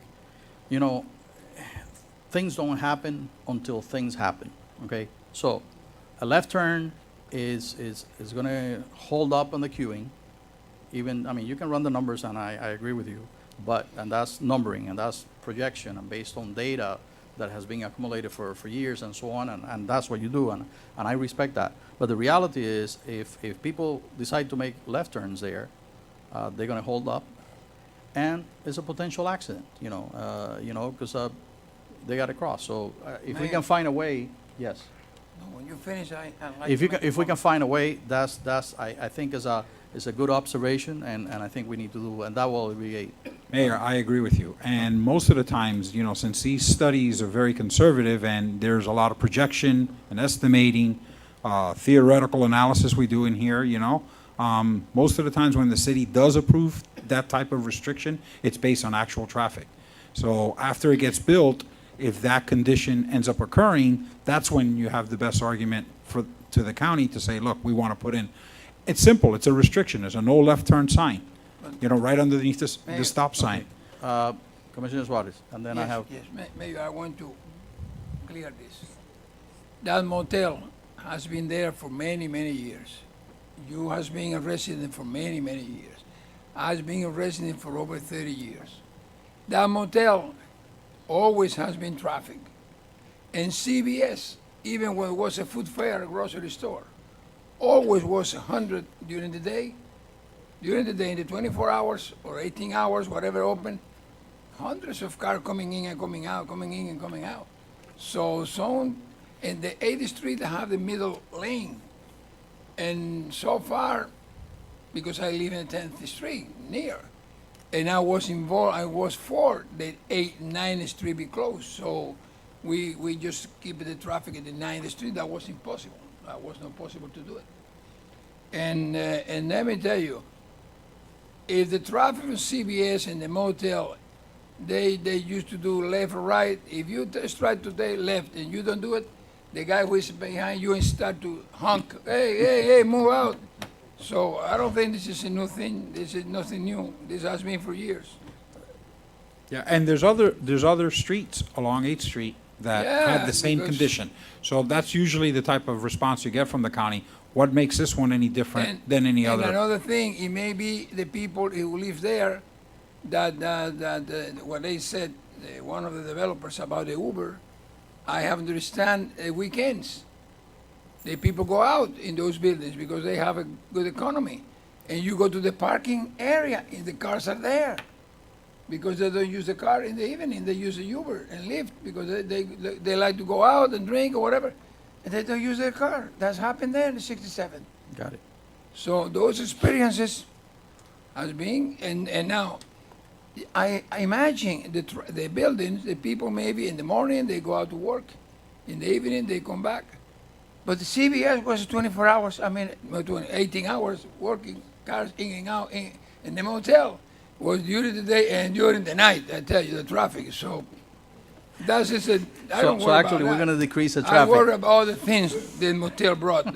So the Mr. traffic is gonna decrease, Mr. huh? Smile remembering me that we used to, I'm sorry, but I have to use a very strong language in English, but this is the real thing.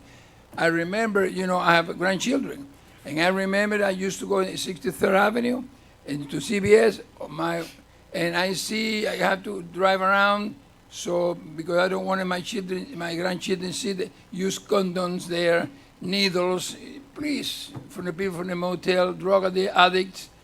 That was every night, every morning, so that was a hell. That's why we want the 9th Street be closed, but the county do not allow that. But I tell you, I was for that, but we couldn't make it, but that was, for us, the best thing. But the left and right, that's optional, because the people who used to come to CBS, they coming from Flagami, they coming from the Winn-Dixie, they coming from the east, the west, because it was a big place with a big sign, and the motel has a big sign, any hour, anytime, so the traffic doesn't worry me too much. And if they go out north or south, east or west in the street, I don't think that's a big thing. Commissioner Suarez, thank That's you. my- Thank you that's for my- the enlightenment. That is my simple English language, the experience. I have for 30 years living there and coming in that corner and get out of that corner. Got it.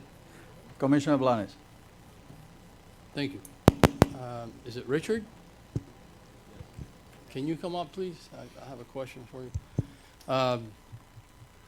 Right now, to mind, there's a couple of areas that come to mind, but they are actually all over the county. These two particular streets are in the Gables. Just south of Coral Way on 57th Avenue, on the east side, I believe is the street just south of Coral Way. It's just a residential area, and what the Gables has done, I guess through the county, is that they have a triangle on that street. I'm not sure what street it is. And if there's traffic coming from east to west, they can only make a right. Right, They cannot make a Channelization left. Island. There's another place that comes to mind, I believe it's in the Gables too. Again, it's on 57th Avenue, just south of Bird. Actually, it's just recent. The street that is just to the south of Bird, that one street, I believe that's the Gables also. I believe that they have the same they just recently put that up. Right. Again, this is just a residential area, and the traffic can only go right. Right. So, and that particular area there's, I travel that quite a bit, and I see people trying to make a left there, and it's an issue because there's a lot of traffic, and like the mayor says, they probably did that just to eliminate that issue, make the people turn right. Right. Because if someone decides to make a left, I've seen them. They stay there a minute, 2 minutes, 3 minutes, and they're stubborn. They they want is they just sit there and they go, I'm gonna make a left and I'm gonna make a left. And basically what happens is, you know, there's cars queuing and, you know, you have 4, 5, 6 cars. So, I mean, I don't know how the Gables was able to do this. It's just a residential area, and they were able to do this. Right. So I don't see why we can't do it. That would eliminate what the mayor is alluding to, which I think is, you know, is an issue. If you can get, the faster you can get people to move, the less traffic you're gonna have. It's the less noticeable amount of traffic. But if you have someone there in the morning trying to make a left with all that eastbound traffic, May I answer the So, commission? Wait, hold on a second. so I don't know, how, Right. do you know how The difference, Gables? the difference is during the planning phase, which is what we're doing, right? It's a little more difficult. We could request it, but it's a little more difficult. Those, But do you have channelizing islands. Yes. They're done on a case-by-case, location-by-location basis. So one street has a particular So traffic what- volume and problem, and then they address it by putting in a restriction, and then a channelizing island, so that you can only make a right in and a right out. So it's to keep the traffic flowing, keep it safer, but usually they're done, like you described, in an existing condition where the condition could be measured. You know, a traffic engineer could go out there, take counts, do delay data, do Well, things like that. With In a all due proposed respect, condition, it's more With all due difficult. respect, Richard, you know, these two that come to mind are on 57th Avenue. And 57th Avenue, I believe, probably has less traffic than South. Sure, and it's a state road, Than- so it than must A- have gone through DOT also. Than A Street, so. Right. But, by the way, let me interrupt you for a second. I don't think he's, only, Richard knows about procedure and he's following procedure. And basically, what you're talking about, and as a matter of fact, I'm sure that the case was built up and that's why it happened, because that one in particular is a historical road and it has no median. That in A Street, at least you can go left, stay in the median, and then go on. There's a scramble lane, there's that middle Yeah. lane. Yeah, the middle lane. So, Right. and then, but I'll be honest with you, after hearing Commissioner Suarez, a argument, I think he's totally right, because the traffic that we're gonna have is predicated on people going in and out to work more by the function of this building, where the current traffic that we have now is 24/7. Yeah, because CBS was open all day, and the motel was open all day. And by the way, Commissioner, you know, you was in the fire department, was open during the night too. The motel, you know, there was traffic there was terrible, and the people used to come drunk, and so we have to suffer that. And you know what, Commissioner Blanes, this is 41 road. This is a big road. We never drank. This is not easy to do what they did there. We never drank at the fire station. no. This is a neighborhood. This is a big thing. Well, It's Tamiami Trail. well, let me ask you, Richard, let me ask you this. If this becomes an issue, then afterwards, then it can be done. Sure, absolutely. That's where I think the Yeah. greatest possibility is. Because the biggest problem traffic engineers have is to make a change with good intentions and then get bad results. And that happens sometimes with traffic engineering. So we're always very careful using, documents that are intended for planning purposes and making real operational enhancements that could make things worse instead of making 'Cause things better. I can see this happening already, and again, maybe I'm jumping the gun, but I can see traffic coming out of one of those two buildings and going south, and then turning east on 9th Street, going east to 62nd Avenue, and then making a left, so they can have a light to either make a left or keep going straight north, or make a right. So basically, 9th Street and 67th Avenue could be a point of bottling up, of also what the mayor was alluding to. So maybe there, at some future point, that inverted triangle there can be placed there and eliminate that. They would have to make a right and go south on 62nd. Let's wait and So, see. Yeah. I mean, I'm sorry, I don't mean to interrupt, but we have Yeah. Not only one more item in the public hearing, but we have some other items. We have a long agenda, and, you know, I don't want to prolong this. Anything that you want to add? No, I mean, we were just going to point out, I mean, in talking to Mr. Castro and Mr. Solis, I mean, we're happy, again, to Richard's point, these are typically going to be post-construction operational concerns. To the extent that we can cooperate in making a request from the county or in providing, you know, our expertise, our engineers' expertise to promote an idea such as that one, we're happy to do it. I mean, neither we nor the city, unfortunately, can unilaterally decide to put in one of those devices, the channeling. I call them pork chops because they look like pork chops. That's actually what I've heard them called before.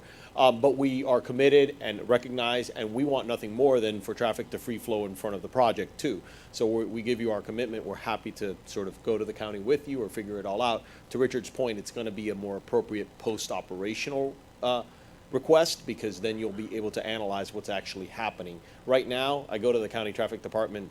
I was there today. I'm there twice a week. They're going to say, we don't know that this is going to be an issue yet. Let's wait and see. But when that moment comes, I know we'll be happy to go with you, and I wanted you to know that. So. Thank you. Any further comments? Okay, Mr. Pena. The other concern Ms. Fuentes has is the landscaping on the parkways. As Ms. Rosio could attest to, all the trees that have been planted after the building has been built have been of very good quality compared to what we put in, and large size, and as many as we want. They've never said no. Thank you. Okay. Anything else? Okay, The signs that are going to be, no, the signs for the, on the residential, on 9th Street. Oh, okay, all right. Because they said they were going to take them out. they're out. Okay, they're out, okay, good. Okay. Mr. Attorney? All right.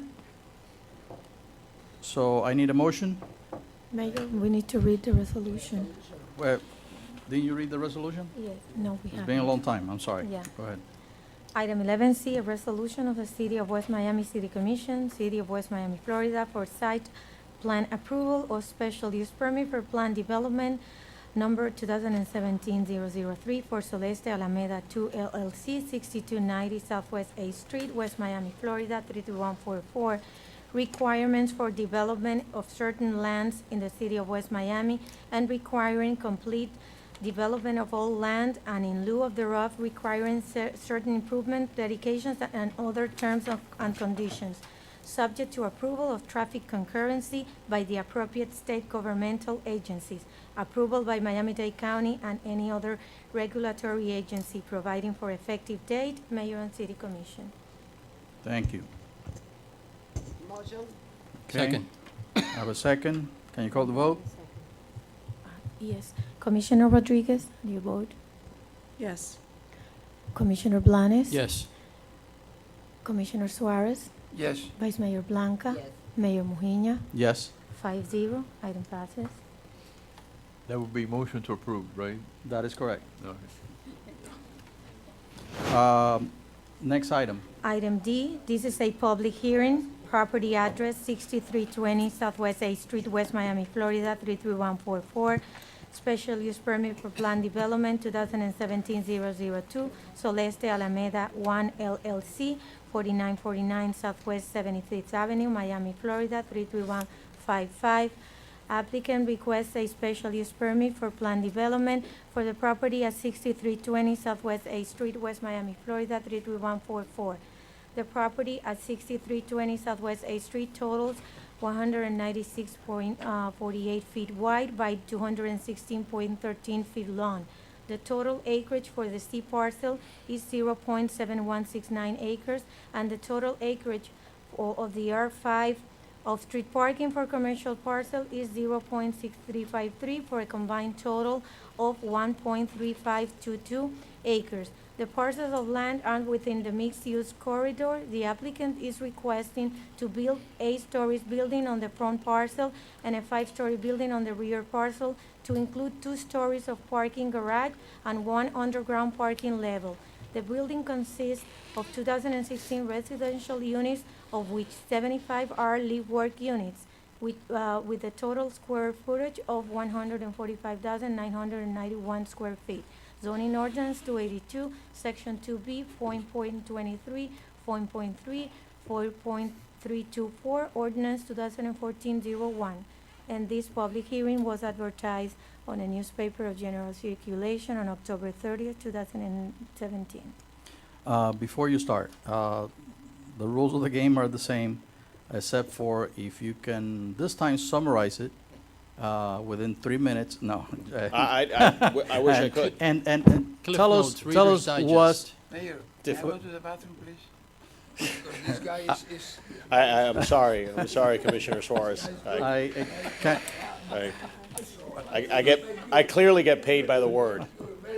Thank you. Thank you, You must be Commissioner. rich. Let's take a 2 minute. Mr. Mayor? We'll take a 2-minute Mr. break. Mayor, if we're gonna have one of the commissioners leaving, he cannot come back and vote. No, I think We're taking Taking a break. A break. We need You're to take taking a break? Yes. Okay, good. Let's take a 2 minute break. Let's keep it to 2 minutes. Thank you. Nada más te puedo fumar uno.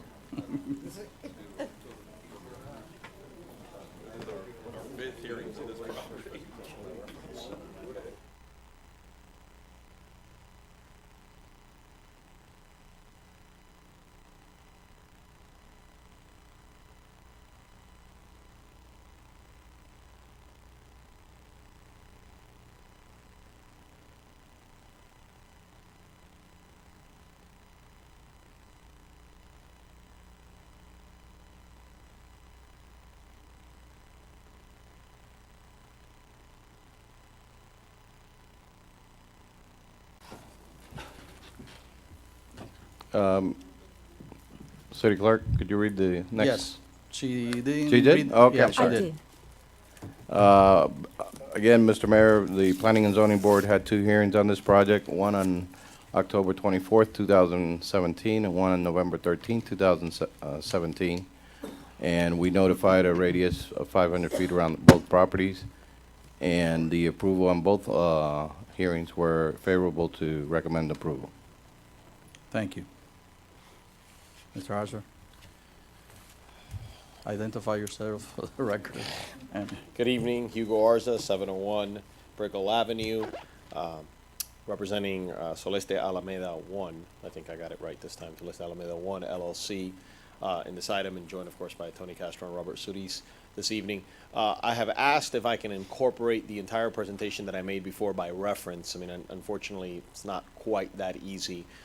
So what I'm going to do is go through a very shortened version, go through the pictures and the like. I think we've addressed most of the issues. And I'm going to just try and focus and highlight a few of the building specific for this site for you. Again, it's a planned special use permit. The criteria that you have before you this evening that I've previously articulated that you should consider in weighing and evaluating the evidence in this quasi-judicial proceeding. So I'm going to have Tony go ahead and start the presentation. And again, let's the site, 63rd Avenue and 8th Street. In this case, we're talking about 216 units. This particular parcel is 216 units. And of course, all of the benefits to the city and that it is not going to be affordable housing or Section 8 housing. Now we're talking about the building on the right, and so here you see obviously a continuation in the same architecture as the building that you just approved. We'll move on to the next one. Again, the same treatment in the rear of the property, sensibility and scalability to the back of the property would be maintained. That's the one on the left in this case. Here is a close-up shot of the same photograph. The amenity deck. So the amenity deck is actually in this building, so we can talk a little bit more about it and point out it is for the use of both sides of the street. The project is one unified project, and folks will be able to utilize it. But the amenity deck is here, and you can see it in the site plan that is in the bottom left-hand corner, not up on the screen, but that you have down there, where you can see that it's roughly located across the the middle of the property on that third floor area, and available for the use of everyone. Moving along, this is the motel site. That's the motel site. Now, phase one, this is the one we're talking about, and you'll see the northwest, south, and east elevations, and this has your height and stuff, and obviously your height all is indicative of the limits that your code requires. And again, no variance is required whatsoever for this project of any type. Go ahead. More building elevations. That's the other one. The signage, and we've clarified, there will be no signs on the south side on Ninth Street, but the rest of the enhancements that we're showing, we are proposing, and we will seek to get those permitted through the city and through the county to the extent that it's required to try and give this unified feel for this development. Again, and we have a lot of these pictures, both the close-up and the far-away ones. The point to make is, once again, that we are compatible and have taken great care to be compatible with the neighborhood, the visual sight lines, the landscaping we're providing, and everything. Tony, you can scroll through them as I just explained. You know, what we do is try and put ourselves in the shoes of the folks that are that we're coming into their neighborhood, the ones that have lived there for 30 and 50 years, and try and make sure that we fit in. And here you can see, you know, again, renderings and pictures of how once you're in the neighborhood, if properly done and landscaped, you do not, you don't have to be a visual blight, and we think quite the opposite. Completed project summary, we can certainly go through these very quickly because you've seen them before, and the point that I always make about how these pictures, these actual photographs look so much like the renderings, giving credence to the fact that you can be assured that what you're seeing here in these boards will be what you will see. Some of the actual photographs of compatibility with the neighborhood, very important, I think, to all and to the neighbors.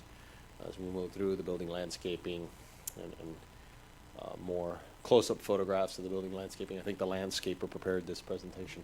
You know, making sure that we see all of the great work that's been done. And again, you know, what happens once you just separate yourself a bit and how you don't see these buildings. Additional photographs from Club Prado. And moving through all the interior buildings and some of the exterior shots, the actual pool deck of West Gables. Property management company, Lincoln Property Company, professionally managed, and what that brings about is a sense of accountability, background checks, finance checks, obviously taking care of all of these needs and necessities of your future residents. Went through all of this. Benefits to the city, again, you know, a number of charts. We have no doubt that our renters are going to be in these income brackets, you know, much more similar to Soleste West Gables or Club Prado based on the amenities that we're providing and the type of units that we have and the rental rates. The choice, I think, is clear. We've heard the discussion earlier today about how to replace you know, aging buildings and maybe less than ideal uses with a luxury Class A community. The impact on property values, again, and we've shown that not just as the Miami Herald chronicled it, but we've chronicled that there has been quite the opposite from a negative impact on housing values. There's been a positive impact. We're compatible with your code, with your zoning ordinance. This follows the vision that this city has passed, that has enacted over the course of the last 12 years, and of course more recently this commission in approving some of the other projects. Crime incident reductions, you've heard previously this evening from your police chief about the calls and the nature of the calls that these sites get, and the more violent type calls, and how he anticipates and we agree that there should be a substantial reduction in that kind of calls and traffic, and I think this graphic illustrates that. The figures about the money, and then the green bars being the annual real estate taxes, the gray bars being impact and permitting fees and the benefits that the city is going to enjoy by approving a project such as this one. And the next one is the consolidated, now with the various projects, consolidated annual property taxes that get paid to the government agencies. Parking, and again, we've heard a lot about it. Some of it is policing, not your police department, but some of it is laziness, some of it is policing, some of it is just human nature. But the one thing that we can point our finger to is that the code says you have to provide this much, and we provide more than that. I mean, I'm not up here trying to ask you or argue for lesser or reduction or a variance of any type. We do provide for that. Traffic study, and again, you've heard from Richard Garcia, and happy to answer any additional questions, although it's one project. We do not degrade the acceptable, or the adjacent streets. We do not degrade the acceptable levels of service during the AM and PM peak hours. Does not pose a negative traffic impact. And again, you know, as part of this application, we similarly make the same commitment to the extent that we can collaborate with the city and go in and request any traffic calming or enhancing modifications down the road. We're happy to do so. We don't have it in our power to just put those in. The county won't let us, but we're happy to go and propose those as we did during the first hearing. And again, in closing, just we would ask for your support for the reasons that we stated here this evening, for your vote for this, adjacent parcel to the first parcel that you've approved earlier this evening. I, welcome the opportunity to answer any questions you might have specific to this building. Otherwise, again, thank you for your time this evening, and I hope this second presentation was far better and faster than that first one. Thank you. Thank you. Any comments from the commission? Okay. I just have one question. So, the pool deck, I saw that by the drawing. So we only have a pool on Correct. on this building. We Right. don't have a pool. We have a on the pool other- only on the parcel on the west side of 63rd Avenue, the CVS site. That is correct. Okay. But the residents on both sides will have access to it. The security key that you have if you live on the east side, on the motel side, let's call it. Hopefully they'll stop calling it that when there's no longer a motel. But for now, we'll call it that. We'll be, of course, able to. And that's why we provided some of those enhancements and tried to make that street feel certainly much more pedestrian friendly, whether it's the pavers or the like, just because we recognize that, if you live on this side, you're going to want to walk across the street to work out. That's normal in New York, Philadelphia, Boston, Chicago, and any number, Miami, downtown, Brickell. You may live in a building, will go downstairs and walk across the street to gym, Equinox or LA Fitness or whatever the case may be. So it is, we believe, very workable. But, we're going to make those improvements or endeavor to make those improvements to try and enhance it. Okay. Mr. Pena, you need to add anything to this project? They keep, excuse me, they keep saying the amenities are on this building. On the other building, there are 2 decks of amenity on the 5th floor also. They're meditation areas, but they are there. So it's not like this building has all the amenities. The other one does have a couple of. No, it's only the pool what I Right. understand. Okay. Chief, anything to add on this one? Okay. Open the public hearing. Anybody wants to comment? Okay. Back to the table, close the public hearing. Any further questions or comment? I have a question also. Okay. Mr. Penna, there obviously is no opposition here. At the planning and zoning, were there any residents opposing or with major concerns? Again, the concerns expressed at planning and zoning were about traffic and alleging low-income housing. And then there was some concerns about how the 2 buildings mesh together. And the dropping property values because of the low-income housing. Okay.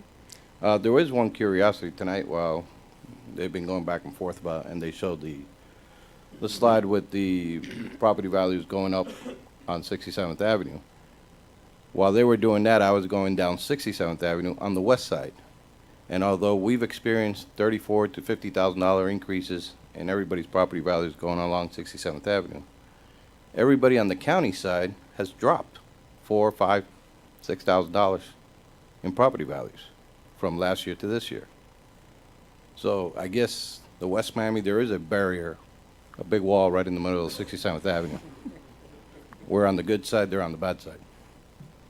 And just to be sure, all the residents within the required area were notified of the public hearing this evening, right, Mr. Penna? Just to be 100% sure, all residents within the required area were notified of the public hearing this evening. Yes, ma'am, we did 500 radius feet, certified mail on the first one. On the second one, we did another 500 radius feet, the same 500 radius feet, but in the first hearing, we realized that not everybody was notified, not due to our not trying, but to the certified mail process is not what we think it is. In other words, we, thanks to Commissioner Blanes, thought that by getting certified mail, that we would have everybody notified and we'd have a stub saying you got notified. However, the state law doesn't require that. State law just requires us to mail it to the property address, which I want to look at in the future. Because in speaking to the Postmaster General at the 87th Avenue Post Office, it could take as long as 3 weeks to get that certified mail to a person. And we may have the hearing and those people get notified after we had the hearing. So this time, in order to prevent that, because he couldn't guarantee me that for the November 13th hearing that they would be notified, we actually went door to door and put one on everybody's door. Perfect, thank you. Commissioner Blanes?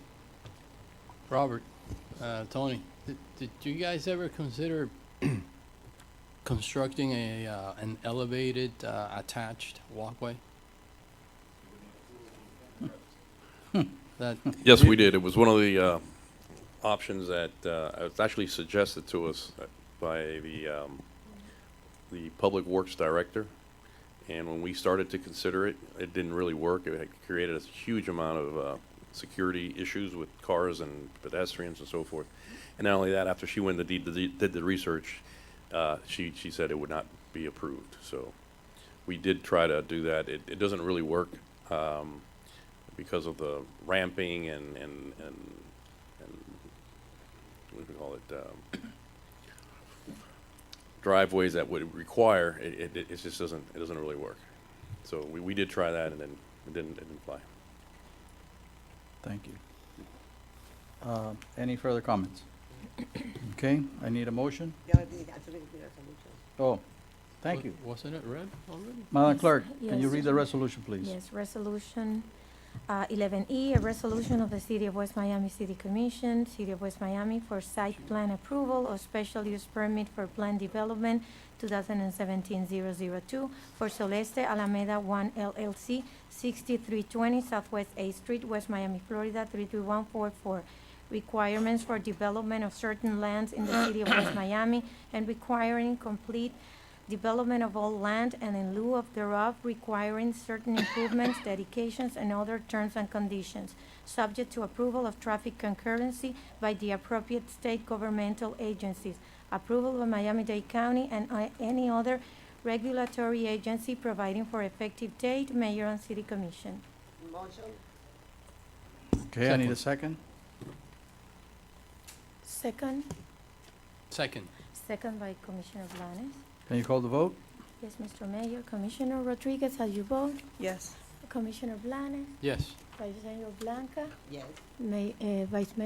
Commissioner Suarez. No, Mayor Mujina. Yes. 4-1, item passes. Thank you. Thank you. Thank you very much, Mayor. Thank you, Commissioners. You're welcome. thank you. Keep up the good work. Thank you. Next item, please. Item Good night. 11F, report by the Office of the City Manager regarding the ongoing use of PTP surtax appeal by the City of West Miami to the Office of CITT as it pertains to the audit period 2008 through September 30th, 2016, Office of the City Manager. Mr. Mayor, briefly, I touched upon this subject. I was hoping we would have a final resolution to the audit findings, but we don't. So I'd like to continue this item, please. Okay. Until the first meeting of December. December And we 6th. trust that we will be able to bring you some conclusion to this dilemma. Okay. Thank you, sir. Okay. Next item? Item 11G, presentation of legislative priorities with projects that deal with the hardening of city and/or public facility infrastructure for legislative year 2018-19, Office of the City Manager. Thank you, Mr. Mayor. In keeping with the list that we prepare every year for Mr. Gomez and Mr. Reyes to take to Tallahassee, and obviously some of the work that you'll be involved with, we were advised that this year the legislature is expecting a large deficit, probably to the tune of $1.6 billion. And so the money that may become available is more of hardening of infrastructure dollars for municipalities to mitigate future storm damages. As such, we have taken the request, which was discussed by the mayor and the city commissioners, and tasked to us on the possibility of procuring portable generators that would provide power to the city's lift stations in the event of loss of power. And it doesn't really have to deal with the storm. Today, we had over 1,400 properties with power outages in the city for a period of about an hour and a half. You lose the risk of losing power to your lift stations, and obviously that creates sewer backup. So we put a list together and submitted it to Mr. Reyes and Mr. Gomez for an amount of $200,000 for 3 backup generators with the trailers so that we can mobilize those as needed. This is a result of, again, the commission's instructions, and I met with Mr. Pena and other department directors, and we felt that this was a priority. Obviously, the issue of the lift stations, as you know, and as evidenced by Hurricane Irma, is a problem that deals with the public safety and a welfare to the community issue. So we have an application. I guess now it's up to the mayor and commissioners to lobby your lawmakers in Tallahassee to see if we can get the funding for these backup generators. I think this is really a good mitigation project, and I think they'll be a very good fit here. Yeah, That this is concludes- something that I personally witnessed when after the hurricane. That is and- correct. I was present, sir. And, yes, In addition to that, I did speak to Fausto, and as usual, I went ahead and reiterated the city's interest in obtaining the recurring dollars for the community center chaired by Commissioner Suarez, and to preserve basically the FERDAP opportunities that we've had in the past for park projects. Now we can leverage impact fee dollars with some of these grants, and hopefully we can target some other projects that have been, long in our wish list, call it in our bucket list for many years. So, police station, the weight room at the recreation center, the possible enclosure of your basketball courts, and that will make it more pleasant, more appealable for leagues to come outside, and we can be competitive with other cities. The resurfacing of the tennis courts, the resurfacing of the basketball courts, and we go through this exercise every 5, 6, 7 years, only because when your amenities is exposed to the inclement weather that we have here in Miami-Dade County, you sort of have to go back and redo everything every so often. And I think because Commissioner Blanes is an athletic guy, if we enclose the basketball area, we put air conditioning there. So in the summer, when they have sun, hot, you may play I'll basketball move in, I'll there, sleep right? there. There, That's the idea, right? That's the idea, right? well, Yeah, actually, With a we're roof, talking a about walls, and air yeah, conditioning. a roof structure So and they with may proper play lighting, In and summer, with raining. Good for you. it makes it more appealing to invite No, people to and use the for the children. facilities. Exactly. For our children will be So, much better. we have followed through in your, with your wishes, and we have submitted all the applicable paperwork, as of this afternoon. Now, Madam even- Manager, do you need anything from us on this item, or? Not right now. I will let you know how, periodically, when they advise us, meaning the State Finance Oversight Committee will look at these projects, prioritize them. If there's any questions or any updates, I will bring those back to you as those become available. Obviously, this is for the new legislative session that starts now in a couple of weeks, but primarily it becomes active after January. If funded, these projects will have a July 1, 2018 approval date. It has to be approved by the Office of the Governor, and obviously we'll know a little bit better in the coming months. Okay, thank you. Very good. Mayor, now in summer, you may go and play basketball there. Yeah, because I like to play it's for racquetball. seniors too. With air conditioning, the seniors can do it.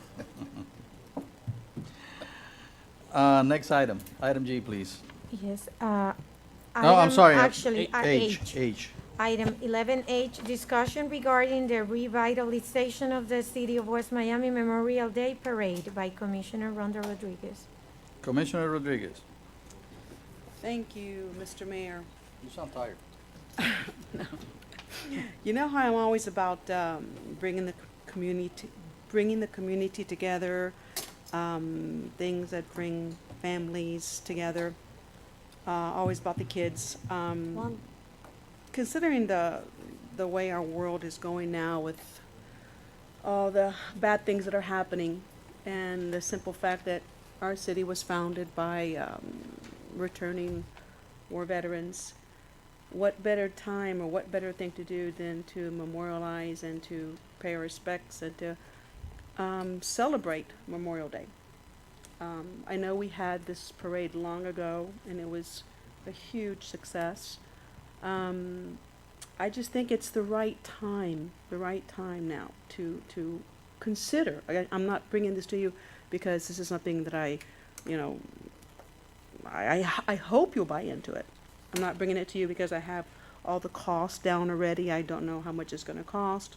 I'm simply bringing it to gauge your interest and to get your thoughts. If it's something that we would all like to pursue, and if not, I'll understand. I just think it's the right time. Our community's growing, obviously, so perhaps we could start small, and next thing we know, it could be a huge celebration for our city. So I just want to put it out there and get your thoughts on it. I'm sold. I can sell you more. I'm just No, that's it. I'm sold, yes. I agree with you. Yeah, I think it's a good idea. It's just, You're the now we got. you're the prudent, cautious one. Correct. Yeah, yes, Correct, yes. No, because I know there's another item. So, and it's more work for them, so. This is true. This is true. So, I mean, that's my only concern. This is My only concern, they work very hard, Mhm. Except for Mr. Pena, doesn't work at all. And, My only concern is it wasn't budgeted this year to include it in the recreational budget for the expenses that we do. Unless we're just gonna fundraise for this year, we might skip this year coming up and do it on the following year when we budgeted for it.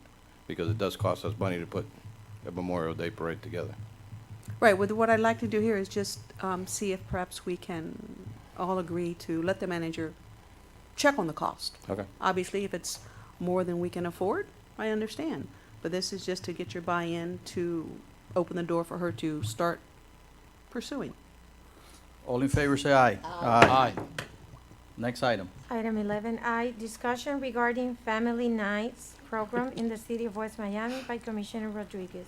Again, for some reason, I'm very sentimental lately, and I'm trying to get back to good old-fashioned basics. Nothing wrong with that. The parade, and now I'm thinking, I want to bring our families, our young families together for old-fashioned board games, popcorn, pajama night. Just Hot get dog, them away, hamburgers. get them hot chocolate during the winter. Get them away from the TVs, get them away from the iPads, get the parents away from the iPhones.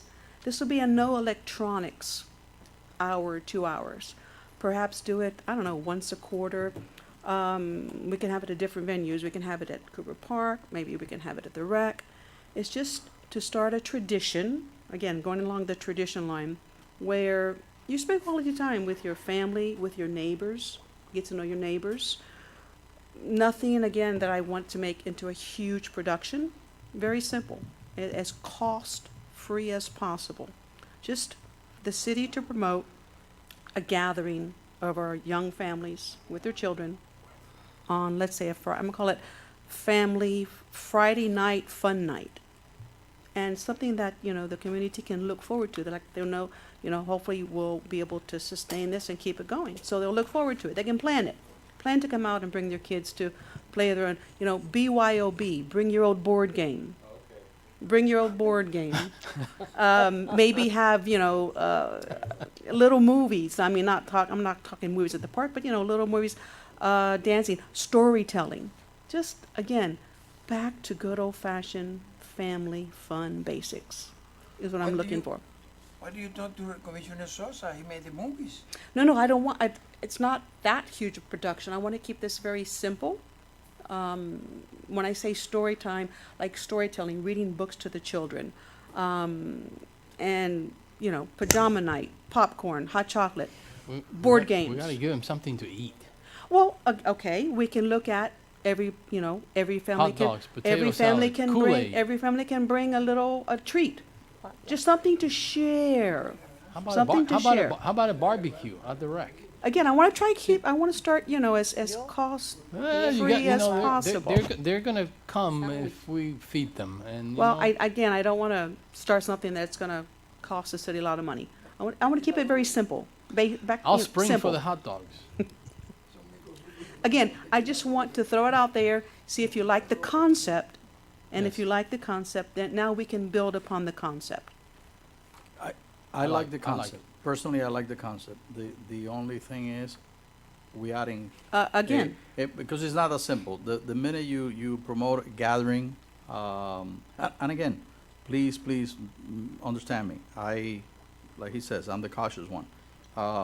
We have events and, that will bring more police and I know, I don't know why, because I'm so used to when I come up with something, all of a sudden, Ms. Aguilar tells me, well, you gotta do this, now you gotta do this, you gotta provide for this is gonna cost you this much, this, we gotta pay for overtime, so, like I said, don't get me wrong, I'm on board, but I think, we need to have, the administration. of course. l- And you know, again, Look into it, probably next year. again, this is just, I wanted to share my concept with you Mhm. and see if you liked the idea. Now we can, of course, find out all the details that need to be found. I just want to be sure everyone was okay with my thoughts. Timing is right. We need Good. that. Yeah, no, that, we're on board. I mean, I Wonderful. am, Then I will Yeah. continue discussion on both matters with staff. okay? Mr. Mayor, and if I may, Commissioner Rodriguez, I think that if we were to have to prioritize which one to focus on first, I would say Memorial Day. Obviously, it takes time to plan, and it takes time to reach out to organizations that have already committed to participating in other areas for parades and all that. So I could give you a budget. I would sit with Mr. Penna and Chief Andrew and see how much each department will need in order to make it a safe, successful parade. And then we can give you a proposal for the next, I would say, the first meeting or second meeting in January. That's fine. That gives us 4 months to put this together. We do have the Easter egg hunt before. So if we can at least get off in the ground with Memorial Day, starting 2018, then we can move forward and do the planning for other events. But again, and I know you brought this to my attention prior to the meeting, and I advise you that I would recommend that you come and seek commission approval or some kind of action from the commission before we devote effort to it. So, And Madam Manager, I have no rush. Again, these are just some thoughts, some For the things near I'd like future. to see happen in the near future. Doesn't have to be now, doesn't have to be next year. I just want to start the conversation. yes, ma'am. And allow you the direction to, May I make a friendly comment? absolutely, Manager? absolutely. Manager, I want to be sure you may bring the new hamburgers for Burger King. These little burgers are delicious. I tried the other day. So if the event comes, put it that. I love it. I tried the other day. Commissioner Suarez, that may be a conflict of interest on my part, so But I tell you, it was great. I Love it. I have to veto that because I don't want any Huh? perception of I'm talking about impropriety. So I'll have to veto that friendly amendment of yours. I want the good food, and I love it. I tried the other day. Maybe the Commissioner- Mikusuki can donate something to the there we event. go. I already did it. Commissioners, I put this thing Eh. 11:30 this morning and still with this, moving all over town with this. but it's almost over, so if we stay I want to quiet, know we how can finish. I want to know how I can get one of those. I want one of those. How can what do I gotta Oh, do? this is not for sale. You have Wait, to earn. We need to finish You the have to item. earn. Attention, please, we need to finish the item. All in favor, say aye. Aye. Okay. Thank Now you. we can go to the next item, which is go to the order. I have some stuff. Yes, go ahead. Because I was gonna bring it up during committee reports, but I didn't want to delay the public hearings. So very quickly, I've met with Sylvania Heights and some other things some other ideas that we have that I'd like to start working on. Again, no rush, not anytime soon, but, we talked about, perhaps bringing back the bike rodeo with the schools, and I'll be talking to Carol about that. We talked about the family fun night, and there was another thing that Ms. Reyes brought up, and I thought it was a fantastic idea. Another tradition that we perhaps could start. Fifth grade obviously is the last grade level at Sylvania Heights. And we were thinking about doing, from the commission, from the city of West Miami, a We'll bring it fifth up at grade next meeting. certificate of completion to each student to be presented to them at their award ceremony from the city of West Miami. So again, there might be some cost involved there, but I'd like to engage the city more in their award ceremony. I don't know that we've ever been, other than providing them that robotic certificate that I asked for you all a few months back when they participated in the STEM at the youth fair. We gave them a certificate. So I'd like this to be an ongoing thing from the city to the graduating students of fifth grade. We're gonna call it a certificate of completion. That would show the parents that, the city is very much involved in the school and their goings. And I haven't had a chance to discuss that with you yet, Madam Manager. That was one of the things that came out of my meeting with Sylvania. So it's something else I'd like to work on, or to pursue with your approval. Fine with us. Good? Anything else? Anybody else? Go to the order. No, motion to adjourn. All in favor, say aye. Aye. Aye. Good night.